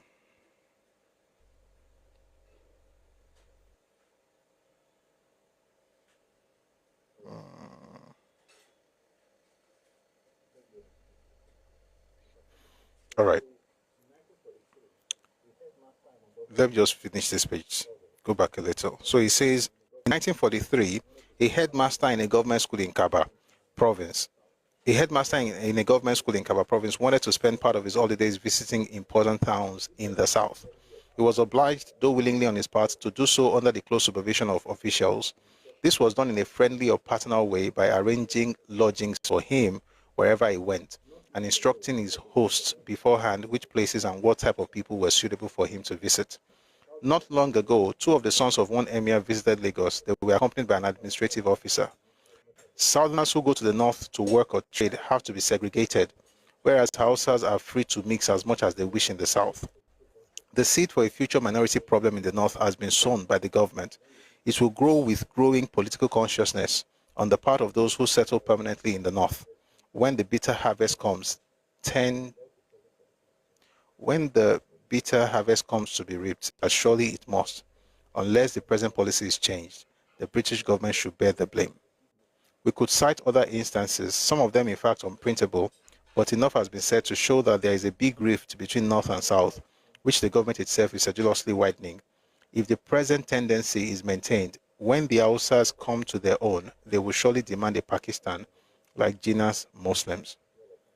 Be that as it may, that is a question which will not arise in the near future and need not dwell upon it.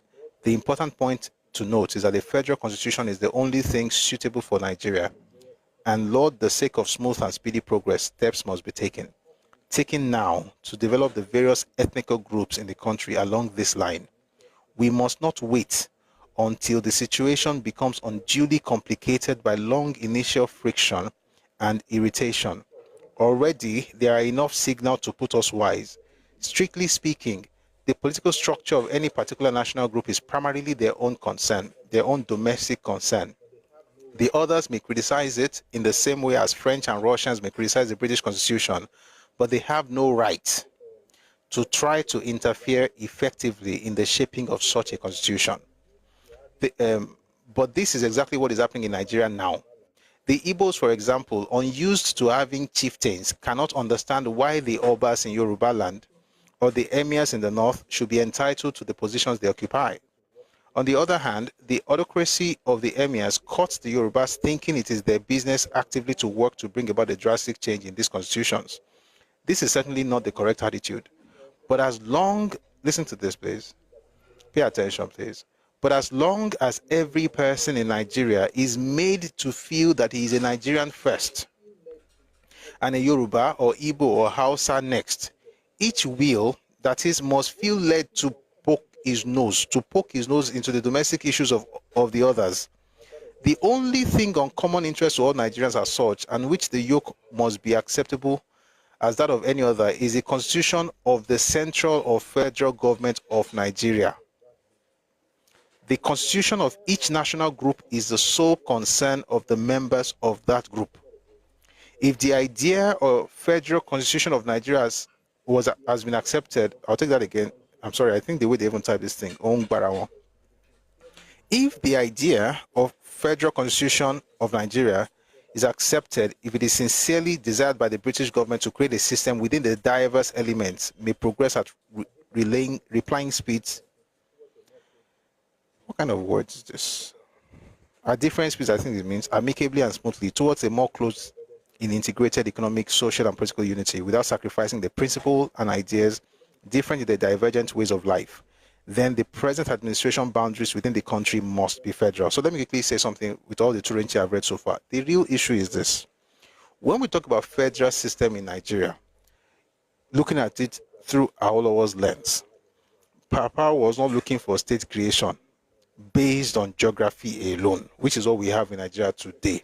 He's looking at state creation based on ethnicity and linguistics, which will effectively give you Nigeria as a country of many nations, like you have in Switzerland, like you have in Belgium, like you have in the UK. The idea basically is that the states are actually the ethnic groups. And I've said it before, and I'm working on something, on weekend, I'm working on something. It's going to take me maybe about a month, but it's going to be ready very soon. Meanwhile, we talked about this yesterday. They were working on having a stage production in December. We're working on that, and we're looking for sponsors. As we make progress, I'll let you know. Excuse me. Right now, we're working on the script. I am working on the script. By the way, I do this, like, productions. So stage, film, things like that. Anyway, the point I'm trying to make is that some of these things have to be put out there, in ways that people would understand. So we're looking at plays, we're looking at movies.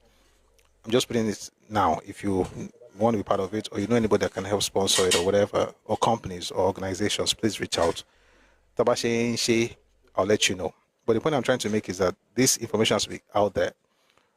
If we have a situation where each state, not Oyo State, Ogun State, Akwa Ibom, I'm saying each state being Yoruba State, Hausa State, Tiv State, and so on and so forth, they will determine what happens in their own state. Papa is saying that their constitution will be primarily their domestic concern. But as long as people have to think that they are Nigerian first, then folks who don't belong in that space will feel the need to poke their noses in things that have nothing to do with them. Which is why you hear people say things like one Nigeria. What does it really mean? Is there anything like, let me ask you a question. Does anybody here think the UK is united? Just to get some feedback. Is the UK united? Is the United Kingdom united? It's my cap. By the way, I'm wearing it for the first time today. So, and I've had it for many years. That's why it's standing. The UK is not united, it's not united. But how come nobody is saying UK must unite?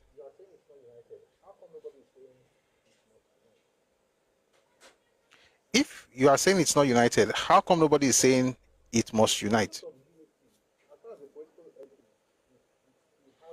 Because the concept of unity, as far as the political entity is, it has that. But in terms of the structure of it, it's not about unity. And I'm going to have a session on this thing. People say things, and a lot of Pan-Africans say these things, like it was the British that broke, it was the Oyinbo that broke us up and everything. What the British did, they did two things at the same, sorry, not just British, the Europeans generally. And it was at the Berlin Conference. What they did was two incredible things at the same time. They divided and united. That's how we're in problem. They divided groups. Now, number one, like Africa was never one. All these were all one before the whites came. It's just nonsense. Pan-Africanists say things, and you wonder if they thought about it before they said it. You know, sometimes some people sound like they sound like motivational speakers. They just give you one lamba, and then you'll be bothering yourself with what it really means. But in truth, we were never one space. We had just one Africa, and then the white man destroyed everything. Is a lie. We're all different groups.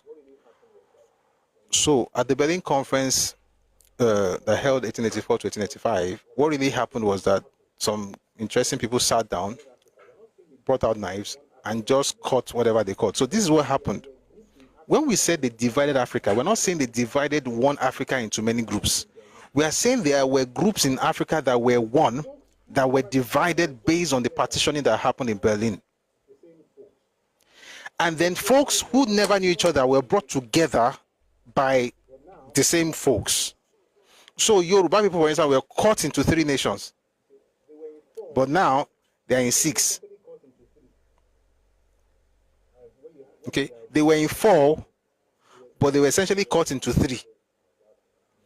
As where they are like sizable. They were in Ghana as well, but not as sizable as that before 1884. So you have some cut into Nigeria, some cut into Benin Republic, and then some cut into Togo. The ones in Ghana were not as big, but they were there. Then much later, we now got Sierra Leone and Gambia. Those also happened because of slave trade. But then the point I'm trying to make is that what they did was to cut one group into bits. And they now take one of the group that they cut into bits and now join them, or join that group or that subgroup, so to speak, with another subgroup from another group. So for instance, the unity that we are looking for in Nigeria is a ridiculous kind of unity. You are not the same. You were put together by the British. Should you be fighting each other? No. Should you be forcing each other to be together? No. So what should happen is that we are together, it's fine. But can we at least have something that recognizes the differences that we have, instead of spending the last 70 years spending my life? Now, I went to watch a play today. I mean, young people staging the play, fantastic stuff. They are young, so they are, thinking about unity. I was like, tell me about that, but they're going to start feeling like they lied to them. When I want to preach unity, sincerely, I'm going somewhere with this. The kind of unity that Nigeria preaches is the unity that can only exist among ethnic nationalities. For instance, when the issue in Nigeria Republic happened a few years ago, you saw how the Hausas in Nigeria spoke up. Because the boundary between Nigeria and Niger on their own side is like you're just walking across. It's the same thing that happened between among Yoruba people between Nigeria and Benin Republic. Let me give an example. I'll go back to the north very soon. In Yoruba land, we have many subgroups. There's the Jesha, the Jebu, the Awori, Okun, Egba, Oyo, Ife, Ekiti, and so on and so forth. But there's another group that a lot of people don't usually talk about, is the Ketu. Just as the Ijebu people have a capital, and the capital is called the Ijebu-Ode, and the Ijesha people have a capital, it's called Ilesha. The Ketu people also have a capital, but that capital is in Benin Republic today. But guess what? Towns under Ketu are in Nigeria. E.g., Imeko. That's the home of the Celestial Church of Christ. 1 second.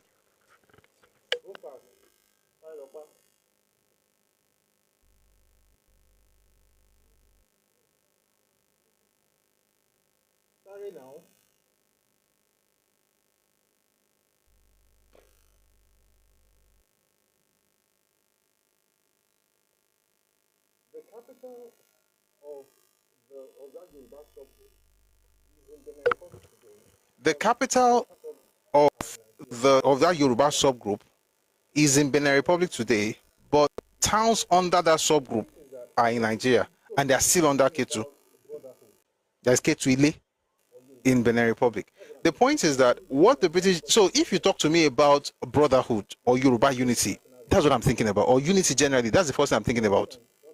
You see, within the ethnic nationalities. So, for instance, 1 second.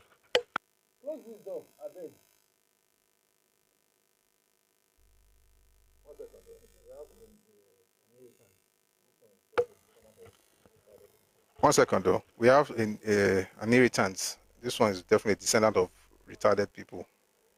Regards to your parents.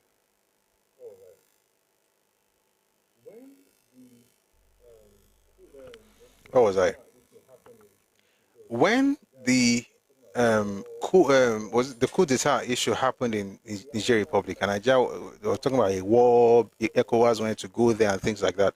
The Hausas started speaking up. Why? Because those are their brothers. Believe it or not, the Hausas see those people as brothers than me. The Hausas in Kano see those people in Niger as their brothers. What they say? I'm not their enemy, but I'm not their family. I'm not their family member. And guess what? It is okay. It is a sense of, what do you call it now, naivety, to have a problem with that and say, after all, we're in the same nation, and so what? That ethnic identity is centuries older than the concept of Nigeria, if not millennia older than the concept of Nigeria.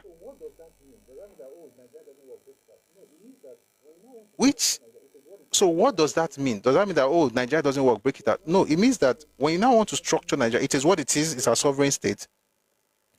But you now structure it according to the people's worldviews, their value system, and I can assure you, the average Yoruba person does not have the same value system as the average Igbo person or the average Tiv person. And it is not a problem. And it is not a sin. And they don't have to change their worldviews. I don't need you to become Omoluabi. That's why you hear people say things like, I am who I am, I cannot come to your down, and you expect me to be bowing down or prostrating. I'm not asking you to. I'm just saying, don't be stupid by speaking against my children when they do it, because you come from a place where, that is when I will not tell you that you were raised without culture. Not because you don't want to prostrate, but because you now have a problem with the fact that I'm doing it in my land. Meanwhile, I didn't even invite you. So why do we have these problems? Because people think that when you say I'm Yoruba, and by the way, people ask questions like, which one is first, Yoruba or Nigeria? It actually is a dumb question. It's like asking me, sorry.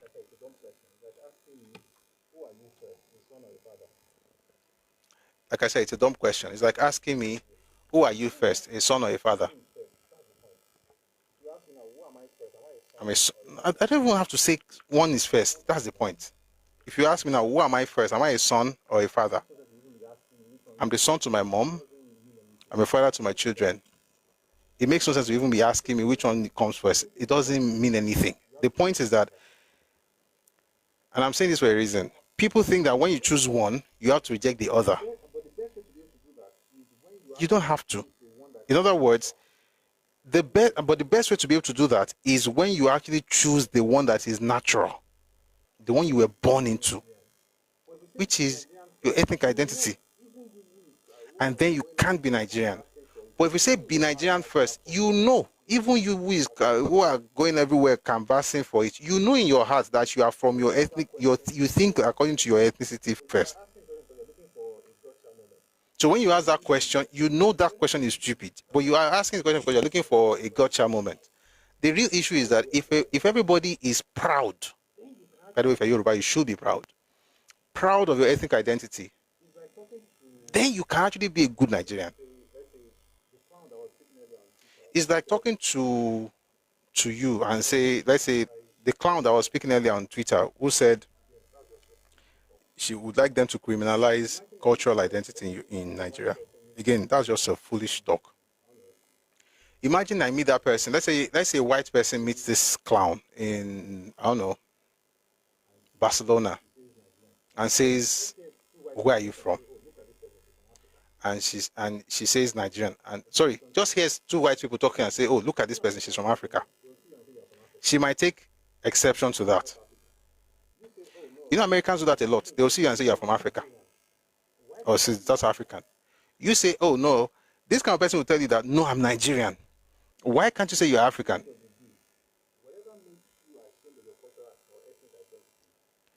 at the end of the day, whatever makes you ashamed of your cultural or ethnic identity is your problem with your family members. It has nothing to do with me.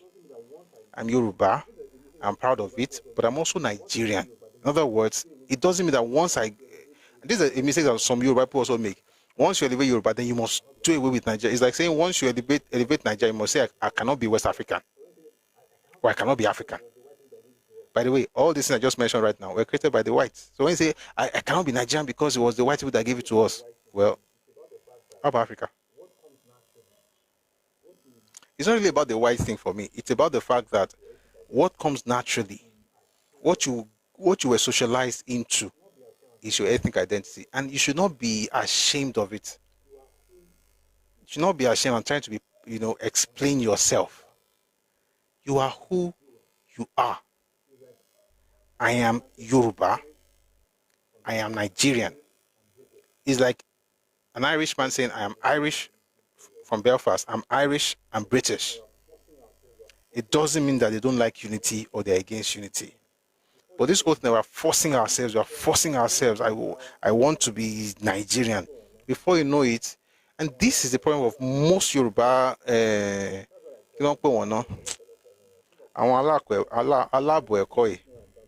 that's what I call them. It's better to be ignorant than to be half-educated. Because when you're half-educated, you assume you know what you're doing. You don't know jack. But you're half-educated and you're able to write. You can speak English. So you assume you know what you're saying.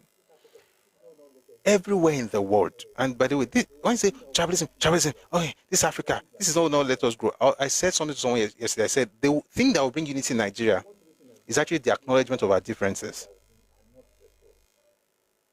If you want unity in Nigeria, you must acknowledge that we are not the same. That's how you have unity. But if you're just shouting, we are one, you will spend... Do you know how long they've been shouting we are one? This book was written in 1947. This is 2025. We don't have the time.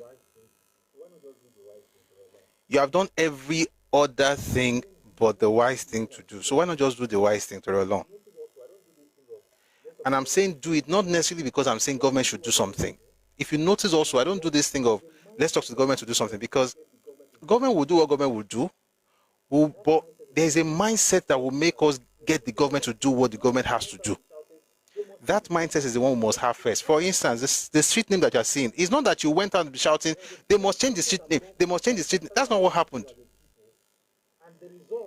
There was a consciousness that started amongst us as a people, and the result is the street name that you saw getting changed, or that got changed. The street name you saw, that they changed. More things will happen. The more you grow in your consciousness, the more results you will see. It will be like the things that people are shouting about. They are the effects of what you are looking for. The real cause that you have to create is the one that happens in your mind. Well, you have to be proud of Yoruba people. When, for instance, you hear people, have you noticed people say things like, you are from Abeokuta, stop talking about Lagos. A Yoruba person cannot identify with you. When you say you are from Abeokuta, stop talking about Lagos, it doesn't know what you are saying. A lot of people don't even know that in some cases, there are people in government in Lagos who are Lagosians, but whose cousins are in Ogun State.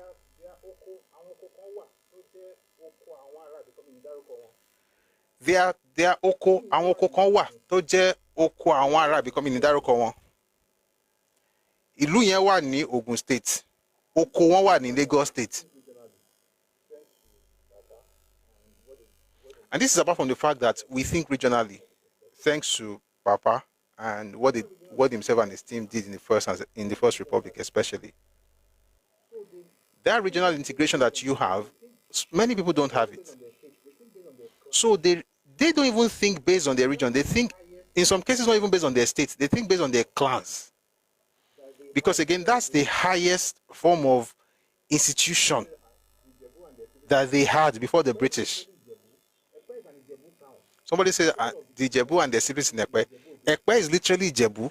Ekpe is an Ijebu town, but the capital of Ijebu people is Ijebu Ode.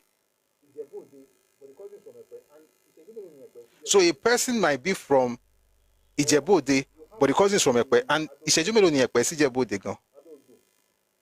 Or you have somebody in Ado-Odo, Tí family there wà tó jẹ́ tó ń gbé l'Óṣòdì, and they are worried because the state creation did not change the ethnic identity of the people.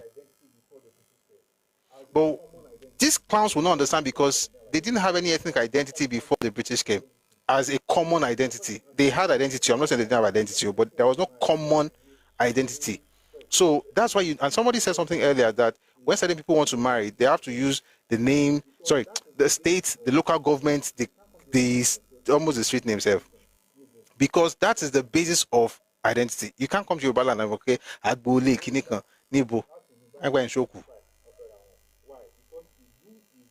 Yoruba, that's Ilubai, at Ilubai, Ofera. Why? Because Ilu is the highest form of political structure. Political is no. That's not what I'm looking for. Like a tier in politics, Ilu.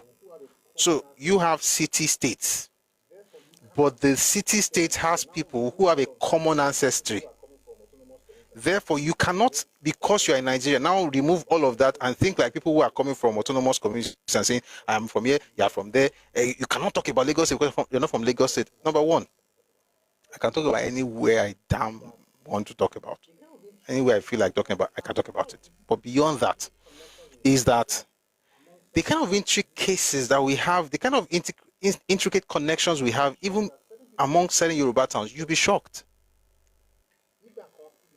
You'll be shocked that certain people you find in Lagos, they were Yoruba before they got there, but they're from another city-state.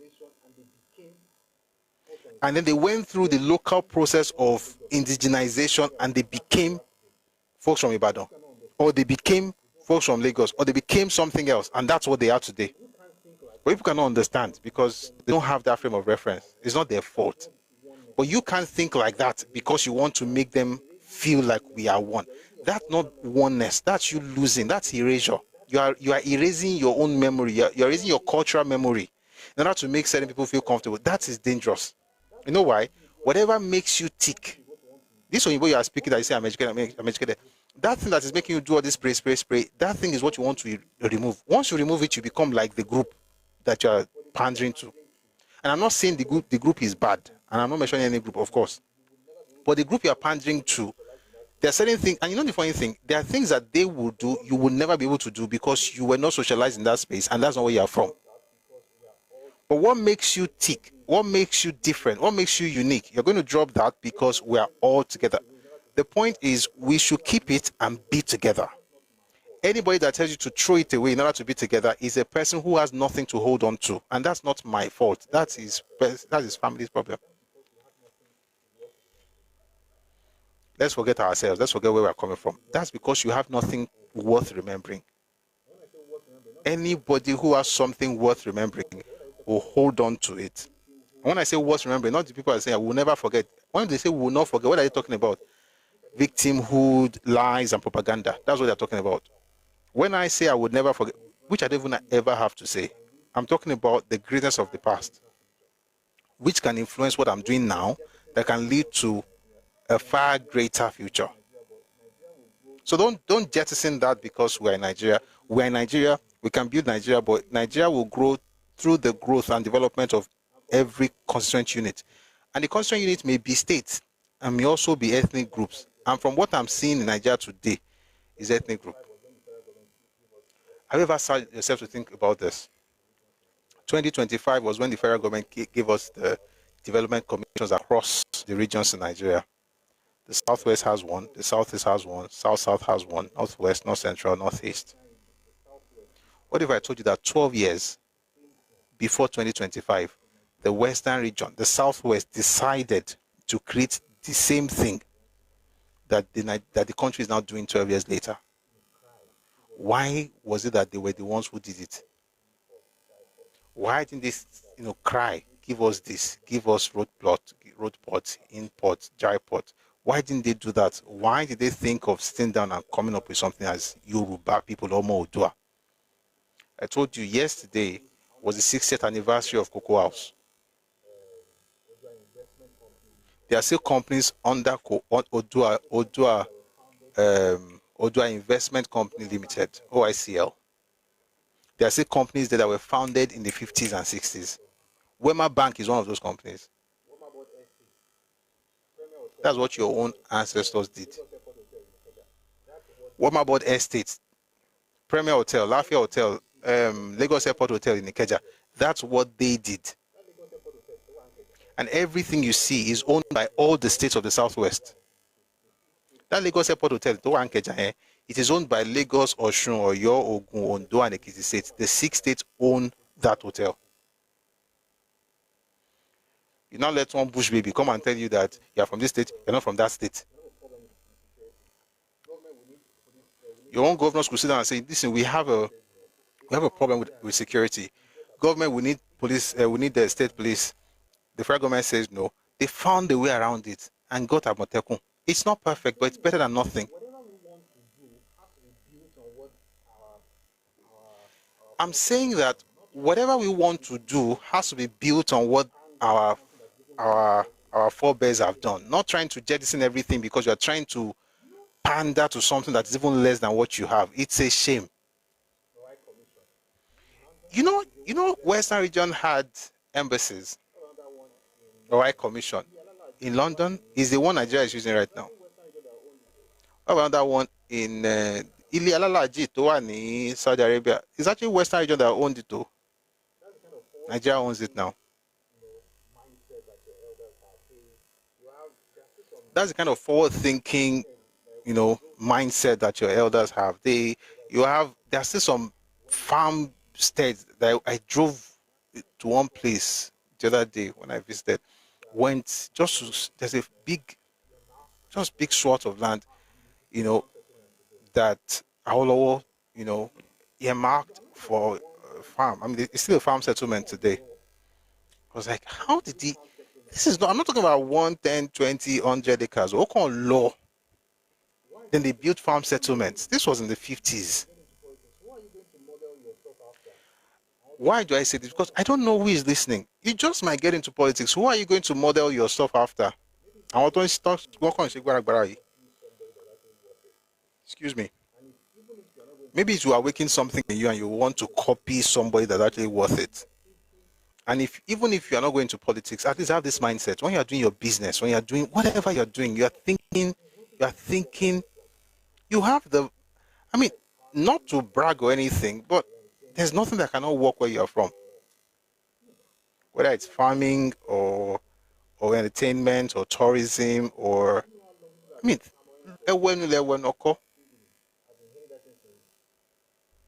do you know how long people have been clamoring for film villages in Nigeria? Film village. I've been hearing that since the 90s. And I used to say something to myself when I was in uni. I was like, I'm going to build something. I'm going to build one. And I will still build one.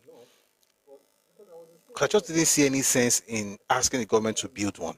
I'm not saying the government should not, but because I was in school, I was like, Panasonic has, Panasonic, WB, Warner Bros, they have. There's this one that Paramount has. Then I studied the history, went back to Disney, Walt Disney, all these people. Like when they started, some of them in the 20s, the 30s, 40s, they eventually built studios. But everybody's just shouting, government must, and there's a particular group that's always saying it, by the way. Government must give us film. Me, I now one day stumbled on the fact that Hubert Ogunde had one in Ososa in the 1970s for the clown saying that film production started in the village in 1990 something. It's just nonsense. He built his own studio in Ososa, is in Ijebu. Do you know today there are 3 main film studios that work in Nigeria? There's Kunle Afolayan Studio, Cap Film, Cap Film and Resort, I think it's called. It's in Komu. It's not your state. There is Ibrahim Chata. His father is Tupe, his mother is Yoruba, but that man is like a Yoruba man. He has another one in Oyo. There's only Austin Peters in Ekpe. Somebody says, was Baba Ogunde at the film village? Of course he did. Was he Aye or Jais? No, it wasn't Aye. I think Jais Ime Ayomo. There's one where they had this pool where they shot this stuff. It was in Ososa. Baba Ogunde had that in the 70s. So imagine that you don't know the story. Let's assume you're in the film industry. You don't know the story of Baba Ogunde. You don't even know that the first indigenous movie was made by Adelove, directed by Ola Balogun in 1976, Ajani Ogun. You don't know those things. You now be crying and be saying, what would the government give us? What would the government give us? Oh, we are going to use VHS. You are now, you have reduced the history, so you have nothing to look back to essentially. So everything for you started in the 90s. I'm not saying those who have their history starting in the 90s that there's something wrong with it. Oh. Nothing is wrong. Oh. Whenever you wake up is your morning. I'm just saying you as a person, knowing that you have a different history, why would you jettison the past? If, for instance, Kunle Afolayan did not remember who his father was, you think he's going to have a film village?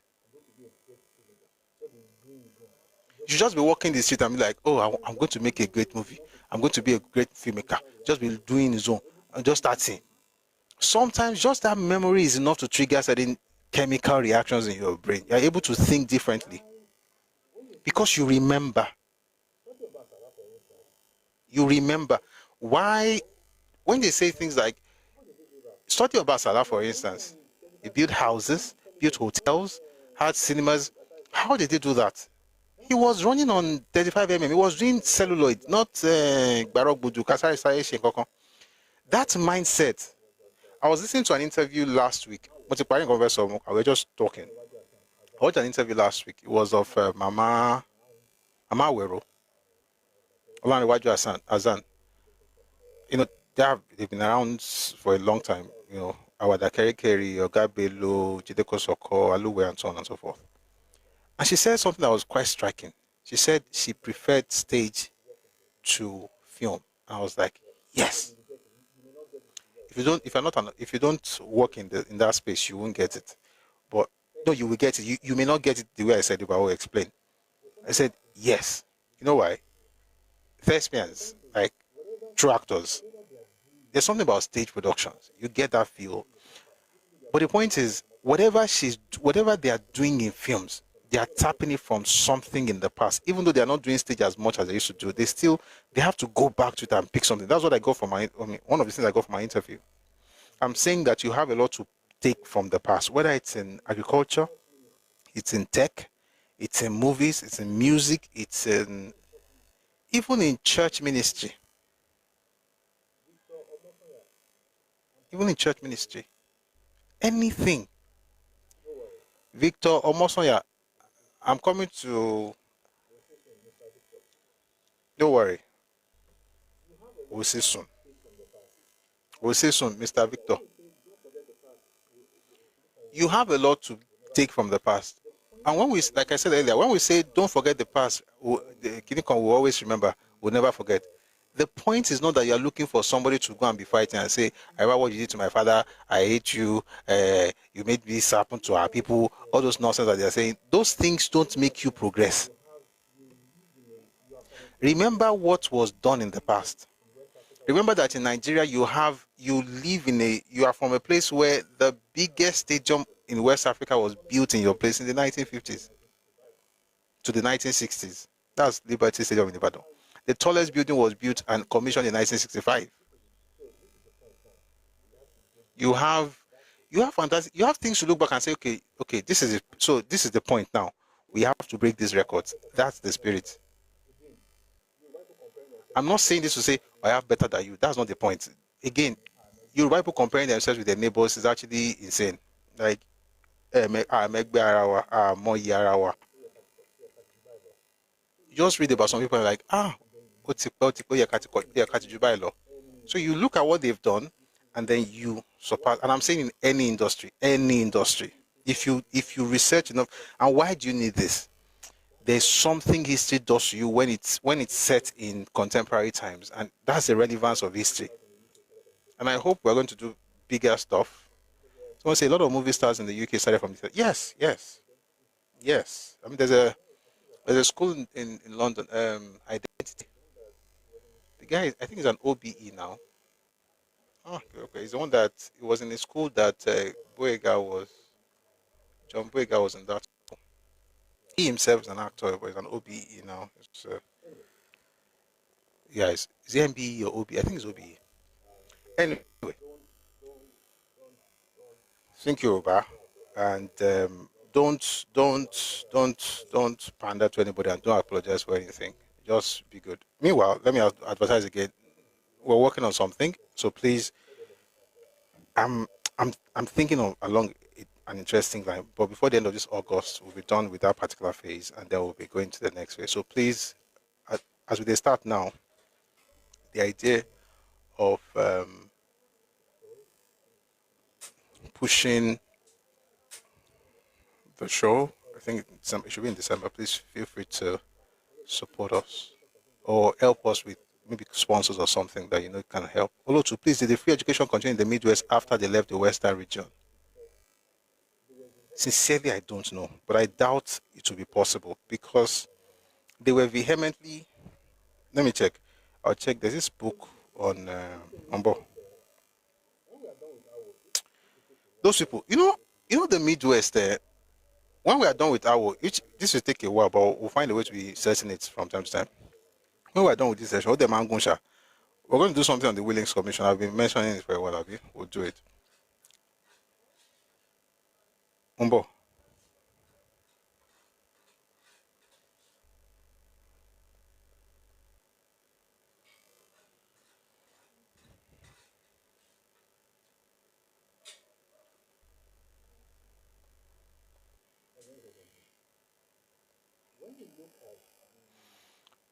I was going to say something.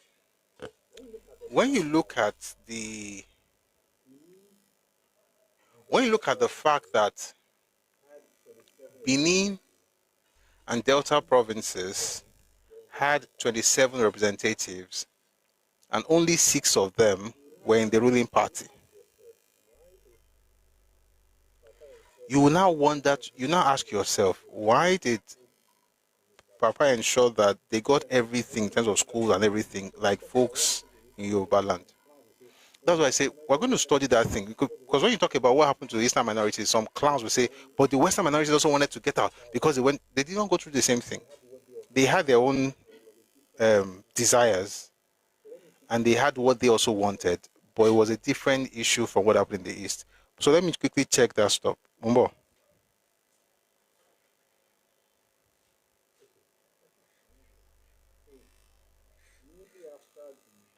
Okay, I knew this. So immediately after the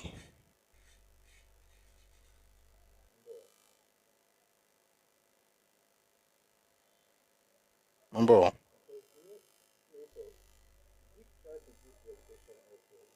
Because Zeke tried to do free education also in the East. You couldn't do it. Planning is different from just talking. There was no free education in the East, in the Midwest afterwards.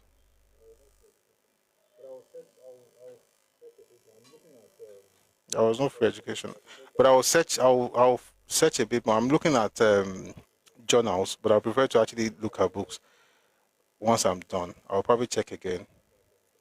But there's nothing like free education under Dennis Osadebe. Osadebe was premier from 64 to 66. On in free education, man. Kosovo. When they were talking about the fact that they were contributing a lot of money to the Western region, on their best days they were contributing 18%. Most times it was about 10%. But they got what everybody got. They got schools, they got hospitals. And there was an interview that Papa granted in 1983. I was talking about how the schools in Yorubaland were built. No, it's not even about checking AI. It's not. So I'm very careful with AI.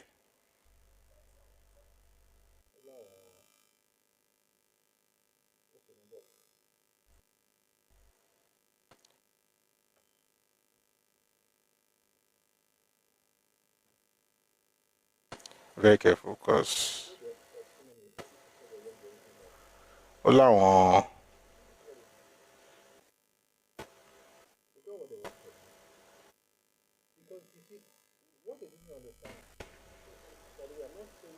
They got their autonomy only to set their young generation back. I mean, it is what it is. They got what they wanted now. Because you see, what they didn't understand. By the way, I'm not saying that they desire to have what they got was wrong or is not wrong. But the truth is that most of what was happening in those places were actually funded by resources of Western region.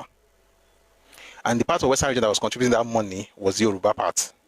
This is the difference between the Yoruba. This is one of the major differences between Western region and Eastern region. The Yoruba folks were the majority in the Western region. The land generating the majority income or revenue was also Yoruba land. But everybody got the benefit or the process of democracy, as it were. In the Eastern region, the majority was Igbo, but the land generating the most revenue was not Igbo land. It was the Eastern minorities. That's why people do all this comparison, because it happened in Yoruba land, it also happened in the Eastern region. I'm like, no, that's not how. You have to go into the details. The devil's in the details, right? You go into the details. How was it structured?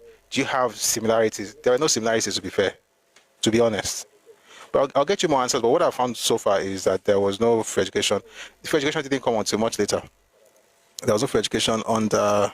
I'm looking at a ResearchGate document, but I can't really farabale to read it. That's why I'm trying not to.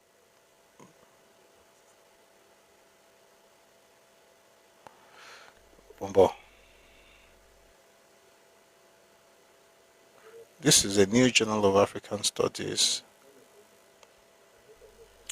I'll be rushing, and it's not going to be fair. Let me study it a bit more. But from what I know for now, they couldn't continue it. I mean, they had money, but to do all those things they were doing, they believe it was the rubber and oil in their part that was the cash. It was even more rubber than oil, to be honest. But it wasn't. They had. Interestingly, when they brought the matter up in the early 50s, Awo was actually for it. It was like, hey, you want to have your own region? It's okay. But I will only support it if it is financially viable. We'll talk about, you know what? I know what I'm going to do. I know what I'm going to do. When we get to 1957 Constitutional Conference, I will bring in Willings Commission. Yes. I'll bring in Willings Commission. Once we get to that 1957 issue, I will now spend some time on Willings Commission. So we'll see what happened in the Western region, what happened in the Eastern region, and how to compare, even the Northern region as well, and what the agitation was about in 1957, 58. So we won't have to even end one session before going to the other one. But for now, we've learned so far about Awo, his birth, his daily life, his schooling, his work, all the way to when he went to England. Became a lawyer, was called to bar, and then when he joined NYM. So on Monday, we're going to continue from NYM, and that will take us deeper into his political journey. And so, like we announced yesterday, Mondays to Fridays, we start at 1 p.m. every day, just like we always do. But the music is not going to be we're not going to play music for so long as we've been playing. So today, notice that we cut it short as early as possible. So if you're in the habit of, they just play music, I want to do something else, please, the music will not be as long as before, so please come early. Thank you. I'm staying this long because we started at 4 today. On a normal day, I would not go to stay up until. So Mondays, Wednesdays, Fridays will end 7:30. Right. Then Tuesdays and Thursdays will end at 3 p.m. So it will just be for 2 hours on Tuesdays and Thursdays, where we'll play recordings of stuff that we've done before, and then we will now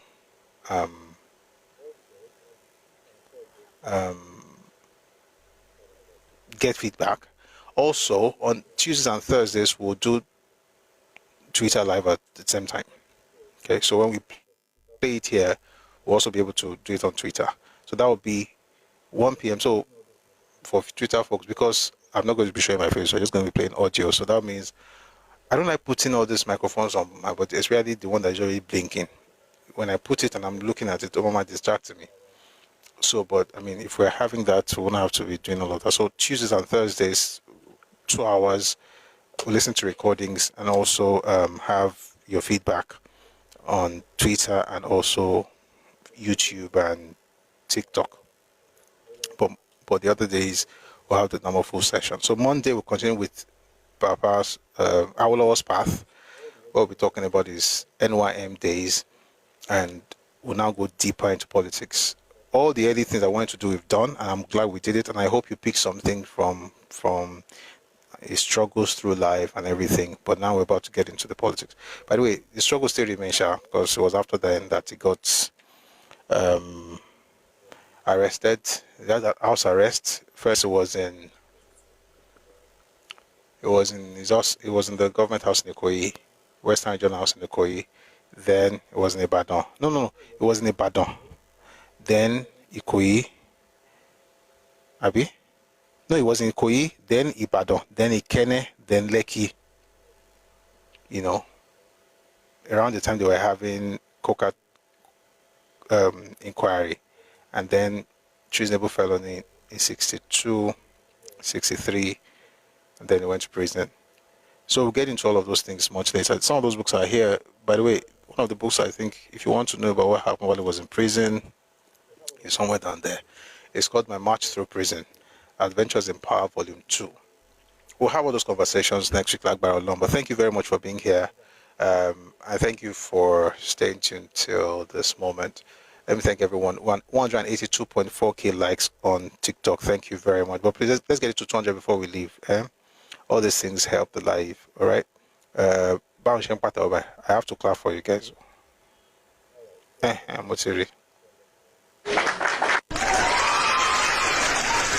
All right. So 200k, we're almost there. Thank you very much for your support.